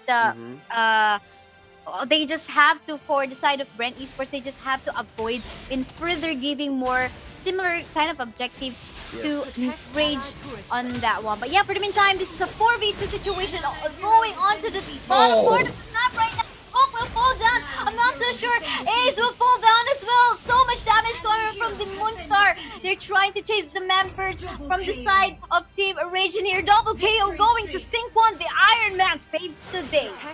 There's the 2 for 2. And what's gone away from Nomad Rage are the most important pieces. It's Darfin and it's Igzy. And it's a shame because it's Shokum and Sync1 who actually put in the most damage, and that's their job. So far, so good here for Bren Esports, able to capture the lead back once more, if I dare say. Now Exhibit able to stand toe-to-toe against 3 members here, needs to back off, and I think that was a wake-up call here for Ixie. Ixie says, I'm not ready just yet, guys. Let me farm up again. Let me get my camps. Yeah, and make sure that she's basically circled around by his teammates. But for the meantime, okay, Jeff attempted to get Exhibit on that one, but was not able to do so. So I think they must transition somewhere else, especially in the middle lane, where there's already a little bit of pressure ongoing. Oh, Ixie, though, trying to take the damage coming up from the Iron Man, but Exhibit going for his ultimate, going in Sync1 on the backside. No, Darfin! Did he survive? Or did he die? Nope. He died. Nope. Darfin's down. Darfin's down. Taken out here by Shokum. And there's an off-camera turret take by Ace. So, yeah, all of this, the mayhem on board, the fights across different fronts, this actually benefits Bren Esports. Because Bren Esports is the team that actually wants to be able to spread out their riches. Look at this. It would pay off for them if they farm for Shokum, if they farmed for Ace, and maybe even for Sync. Because Sync1 deals more consistent damage than Avatrex. So with that being said, oh, Ixie! Almost missed it! Almost missed it, but camera, gotta love it. Gotta love it, top clans. A while ago, Ixie, he needs to make sure that he got some protection before he overextends. And well, anyway, we can see that Sync1 being overconfident already, and that's a good overconfidence, by the way. No, just to clarify, because he took that one sure kill in favor of Bren Esports. But yeah, for the meantime, another action ongoing onto the middle lane part of the map right now. Look at the damage coming up from the side of Bren Esports. Follow-up backup coming from Exhibit, but I guess that was quite late already because there's none else from the side of Nomad. Rage dominating performance by Bren Esports so far. That's it. I think what's happening, Kaisai, I gotta say, especially in that last moment, even prior to this mid-lane skirmish, I gotta say, I think I can tell Nomad Rage here, especially for sure Ixie, is tilting. It's very clear that even as Ixie tried to take this turret, see the turret down bottom? There's very little health in it left. I think Ixie was like, guys, just distract them. I can take this. But Bren Esports was onto him. I think Ixie went a little bit overexcited in trying to take down the one-hit turret down bottom part of the map. That's exactly not realizing that, you know, he's not a Star Lord. He is fishy. Yes, maybe he got that. I'm not too sure what kind of minion he was or pet he had during that time because we did not see. But regardless, that must be avoided. That must be so avoided. This is now the Swamp Thing, and I think the Swamp Thing is a defensive minion. So this is the one that gives her shields. But yeah, I think the damage is done. There's a lot here that Nomad Rage needs to do to capture the map back. And I think what's next for Bren Esports on their to-do list is to possibly push one more turret in, possibly mid or top, and then take Surtur, and then go from there. It's more linear, actually, for Bren Esports. For Nomad Rage, there's maybe 2 or 3 things more they need to do to be able to dig themselves back into a more even position. Oh, look at that, getting knocked out, getting hauled down by the Hulk, and free hit coming up from Sync1 from the backside as well. Super low HP on Jeff right now. He's trying to back away. He will be safe, and the rest of the gang of Nomad Rage will be retreating as well. And then Bren Esports getting a position onto the Surtur. They can take this anytime, but we can see, I think the Corvus Glaive is trying to sneak in. That's Darfin. Darfin, he sees it. Yeah, I don't think... but Jeff know it. Jet knows. There you go. Even though with a slither of health, he's very confident in knocking up this Darfin, flickering out to safety. He'll survive, and I guess regardless if they secure any more kills in here or not, at least they got the surf. Darfin, I guess he was just going to hit it with a Hail Mary, Dark Abyss, but it just was too much. All the members of Bren Esports were there. There was just too much damage. Not to even mention an untouched, an unfazed, a flawless Shokum Gambit was there. And he's actually continuing this rampage on the Wakandan battlefield. This is the Surtur summoned up top, and yeah, this is the trademark move for a team in the lead. They're just going to push in all the lanes. Sync 1 pops the Unibeam. There's Nier with the knockup. Super Soldier Serum. He's big, and he means business. And I think Ixie makes the call, right? Ixie says, guys, let's not force this. We're not ready just yet. Not ready just Ooh, but down bottom. Looks like, something is happening in the bottom part of the map right now, but Thanos is there anyway. But I think what's more important to take a look at is the Surtur trying to take down that 6. Yes. Oh, look at that. Jubilee. I did not even see. Did you even notice? He stood no chance. Oh, that's 2 for none. And you know what? Even if Nomad Rage was winning that fight down bottom, that's exactly what Bren Esports wants. They only have 1 member there, and that's Ace. But up top, that's the real fight. There's 3 members plus the Surtur. Now they're gonna be forcing this penetrate. Sync 1 still here. Let's see what kind of damage he can deal. Waiting for this Unibeam. Is it off cooldown? Doesn't need to be. Flight mode now off. We'll see later. The defense is still up. There's the Unibeam. Exhibit taking quite a bit of it. Jet gets knocked out here by Ixie. That's the revenge kill onto the Sandman by Ace. Down goes Exhibit. And oh, this is a turnaround. That's a triple for Ixie. But there we go. We can see a backup incoming from the rest of the gang. Gambit is here as well. Although Sync 1 is taking a lot of damage. He will fall down, but Shukum will be able to start this Shukum! He's all alone. A 2v1 situation. Ixie on that Moonstar, wiping out the members of Bren Esports. What is it now for Bren Esports, Leo? For Bren, it's more of just consolidating their power. I think this was, of course, for sure, this was a blowout. This was something that they should have avoided. A wipeout like this was far from one of the things that they wish onto themselves. But looking at their items here, so far, I could only glance for very quickly. But at 9,000 net worth for Shukum, he's possibly just 1 more item away from a complete set. That being said, I could have sworn even Darfin and Ixie were scared of Shukum, right? A single card control could have turned around that fight, but nonetheless, Ixie knew how to outplay a 2v1. So, yeah. They couldn't even go for a push, Kaisaya. That's how far ahead Bren Esports is. Even after a wipeout, not a single turret still went down. But this is a calling. This is a calling that, hey, the Moonstar is getting the damage that she needs, and this is Nomad Rage realizing what they must do, which is, of course, gather around Ixie, make sure that she is well protected, apart from, of course, the pet that she has right now. So that was that's what is needed to be done. So it's like they want to put a lot of pressure on the top side, though. Look, they're not leaving Ixie alone this time. Yeah, they understand that it's gonna have to be off the back of Ixie, right? So I believe that is the man thing.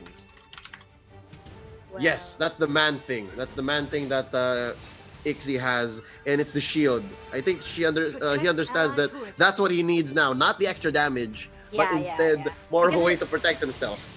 For sure, because there's also a lot of damage coming in from the side of the team Bren Esports in here. But for the meantime, seems like a lot of poke ongoing from the other end of the map. Ixie is actually on the backside right now, getting targeted, though Darfin is actually trying to overextend a little. I think he'll fall down. Yes, he will fall down onto the hands of the Iron Man, though Jet trying to fight a position. Ixie still... What? What? Just Jet on Ixie right now. I think Jet will fall down. What is happening?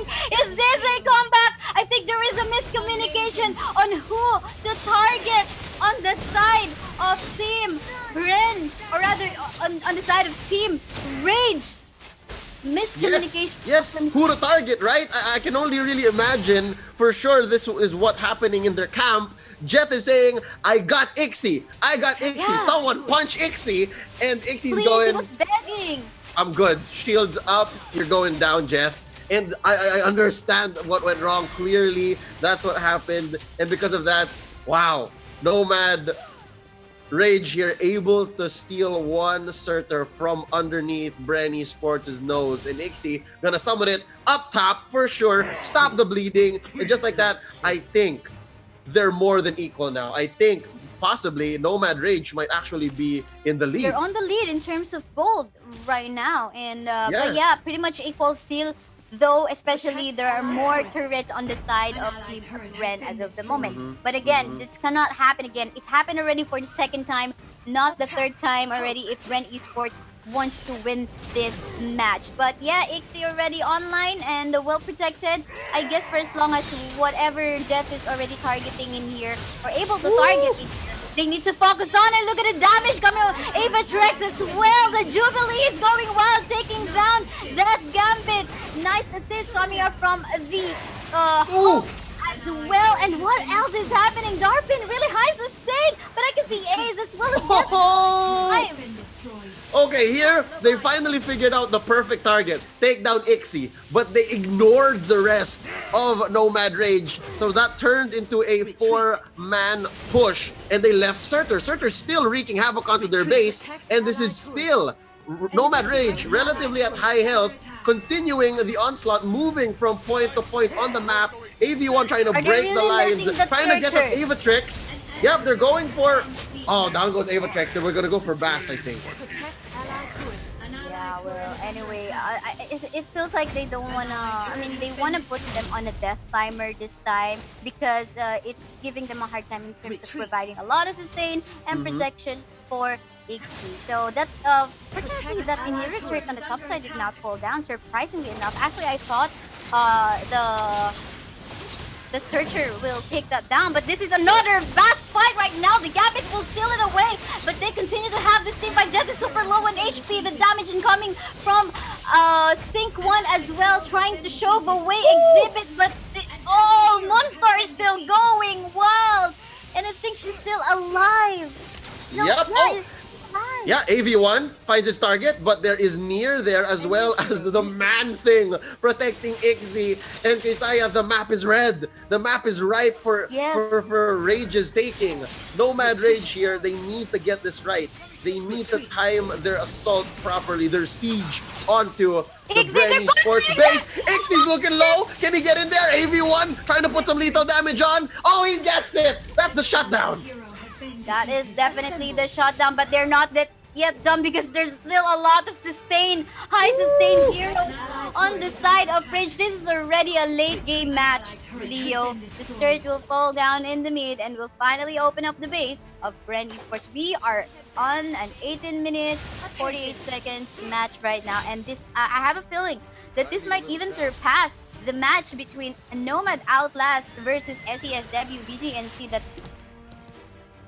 17 seconds. Yeah. That was from yesterday, 20 minutes. So already we are mere possibly seconds. I'll call it. It's maybe 67 seconds away, but you know what it is. Math is math. We're waiting for our third Surtur of the game, about 8 seconds away. I think both teams they're equally in a good position to steal this away from their opponent. But looking at the way turrets have fallen for Bren Sports and Nomad Rage, I think the mid lane push by Nomad Rage is a little more lethal. That's more dangerous, having your mid exposed. Yeah, for sure. And they need to find the best position where they can peel off that Moonstar. And Jubilee is even annoying already as well. Yeah, able to put marks and make it seem like she's the secondary marksman. DPS, but it's energy. Yes, and energy hurts a lot. Because we have more, physical defense armor. But yeah, looking at what AV1 is doing in the map, as of the moment, he's cutting off minion waves, so at least in case things happen. But I think he's way too deep right now. I'm not too sure what that can do. Sync 1 is in a dangerous spot right now. He will fall down on the hands of the Jubilee. And there we go. We still continue with the team fight right now. AV1 getting damage from the Surtur as well. Getting hit down, but I'm not too sure what else is happening in the map. We can see the two damage dealers on the side of Bren Esports are down as well. I think this is Nomad Rage getting the win already, even maybe potentially going for an end in this match if they decide to go all in onto this mid. I think they know. There's only 2 defenders left, I believe, for Bren Esports, and they're gonna go all in here. It's just Ace and AV1. The A brothers left to defend their base, and they're putting all in here. Down goes Ixie, but it's not going to be enough unless... Hold up. No, that's it! Nomad Rage takes the final game and goes undefeated in Group B. Wow. 3-0, defeating Bren Esports in the final match of the night. And Kaysaya, they just barely ran out our limit for the longest running game. 21 minutes now. 21 and 7 seconds. All right. So yes, they got the longest match so far. 21 minutes and 7 seconds. Well, but then again, congratulations to both of the teams because regardless, they secured the top 2 spot, and both of them will be moving forward to the next round, which is of course the knockout stage. But maybe let's talk about a little bit on what happened in here. Was it the draft? I mean, that won Rage in here onto the late game time? Because obviously we can say, these are really two tanky heroes, 3 of them. Ant-Man, Corvus Glaive, as well as the Sandman. And put that into a context wherein you have to consider the damage, the late game damage of the Jubilee as well as the Moonstar, especially Moonstar, that of course we know that she's kind of annoying, especially if she is well protected not only by her pet as well as the really tanky frontliners that they got in their composition. No, I think it was not an outdraft. I'd like to say it was more of a series of mistakes that were more grave than what their opponent allowed in the early game. So I'm talking more about Bren Esports, right? This was Bren Esports' game to lose, Kaysaya. They very early on, at least by the 14, 15 minute mark, they were primed for the win, to be honest. They were left with turrets untouched. Shokum was sitting at an X0 record, and most team fights that they were getting into, Nomad Rage couldn't touch him, right? Nomad Rage couldn't say anything. But as soon as they started to lose their communication, as soon as they were starting to see that Nomad Rage kind of understood that Ixie needs to be protected. Who do we have to thank for that? Our MVP for this game, Nier. Nier on that Ant-Man was responsible for making sure no one touched Ixie. For sure, I think we can also say thanks to Exhibit.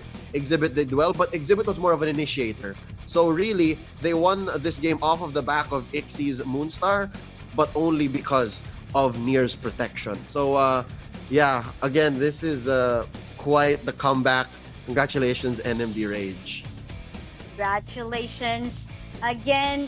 Well, that was the last match. Very exciting. I'm so happy that in TCA 2020 for Marvel Super War, all of the last series so far that we got for the first 2 days are super exciting. You know how it was exciting on the last series last night, and today it is super exciting as well. It even surpassed the longest match that we have casted from day one. And but for different reasons too, Kaysaya. For different reasons, right? Remember yesterday, it was an all-in kind of match. Whoever won would be making it into the knockout stage. Tonight, that wasn't the case. Tonight, it was more of who outperforms who, and we're playing for placement. Because again, when we do get into the knockout stage, the brackets will be depending on who's in 1 and 2 coming in from your group. So, teams are fighting for different reasons. They have different goals in mind. But nonetheless, an upset is an upset. A comeback is a comeback. And I wouldn't have it any other way. Yeah, for sure. And you know what? Some good news for, of course, the fans of and the supporters for the Philippines, because we got 3 representatives are going all in towards the knockout stage already. So we can remember Nomad Outlast already getting that top 2 secure coming from Group A, together with Singapore Malaysia team Supreme Verge. So something to celebrate about. Congratulations to all of the teams that made it this far. But this is just a start, man. We still have a lot of stages to walk through. Yep. And you mentioned, I think, as we bring up the points in a bit, there are 2 representatives from the Nomad Collective. All right, that's Yes. Nomad Outlast and Nomad Rage. And already 3 representatives from the Philippines, Yes. 1 from Malaysia and Singapore. So already there is a status quo being set at Top Clans for Marvel Super War. Tomorrow is going to be another story possibly Yes. told, as well as on Sunday for Group D. But that's a future schedule. We'll be dealing with that as they come. But for now, we are calculating the scores, tallying up who actually makes it into the knockout stage. I think it's pretty clear. But first of all, let's play back one moment from this matchup. Again, it's a 21-minute bout. But here, you see, earlier on, it's really, no doubt, Bren Esports. Yeah, it was all Bren. Early to late, but somewhere late where they got that mistake already, they got punished, and it was the Moonstar getting mad already, and the rest of the protectors on the side of Nomad Rage getting mad already, making sure that, okay, let's protect our Moonstar. But yeah, congratulations, by the way, to our lucky viewers, Candy, Hitnari, and Voigt. Yep, congratulations. You guys win some goodies from Top Clans, from NetEase, and of course Marvel Super War. Thank you for joining us again. All you gotta do if you guys want to be just like them, you want to be like Voigt, you want to be like Candy, all you gotta do is pay attention to the mystery code that comes up once during the game. We actually repeat it post game, and then from there we announce our winners, and that's how you guys could get your little piece of the goodies here at Top Clans. But with that being said, points coming up in just a bit. The rankings for Group B will be on your screens. Group A from yesterday, there's a quick refresher, but from tonight, Isaiah, our first 3-0. Yes, very first 3-0, super clean, 100% win rate coming from Nomad Rage. They're raging right now. Followed up by Bren Esports having 2 wins out of the 3 matches that they had. Unfortunately, some of the teams will have to say goodbye. Toke, thank you so much, coming from Thailand. And also, Singalaysia coming from Singapore, Malaysia. Thank you so much. Yep, but with that being said, we'd like to also thank everyone for joining us. It's been a beautiful evening for Marvel Super War Esports action. Hopefully you guys can join us again tomorrow. Same time, same place, here at Top Clans 2020. We'll be seeing Group C and Group D for the rest of the weekend. Who's going to be making it into the knockout stage. But with that being said, we're going to be calling it a night. Thank you all for joining us once more. My name is Leo, joined here by my partner, Kaisaya. You guys have a great evening. Good night.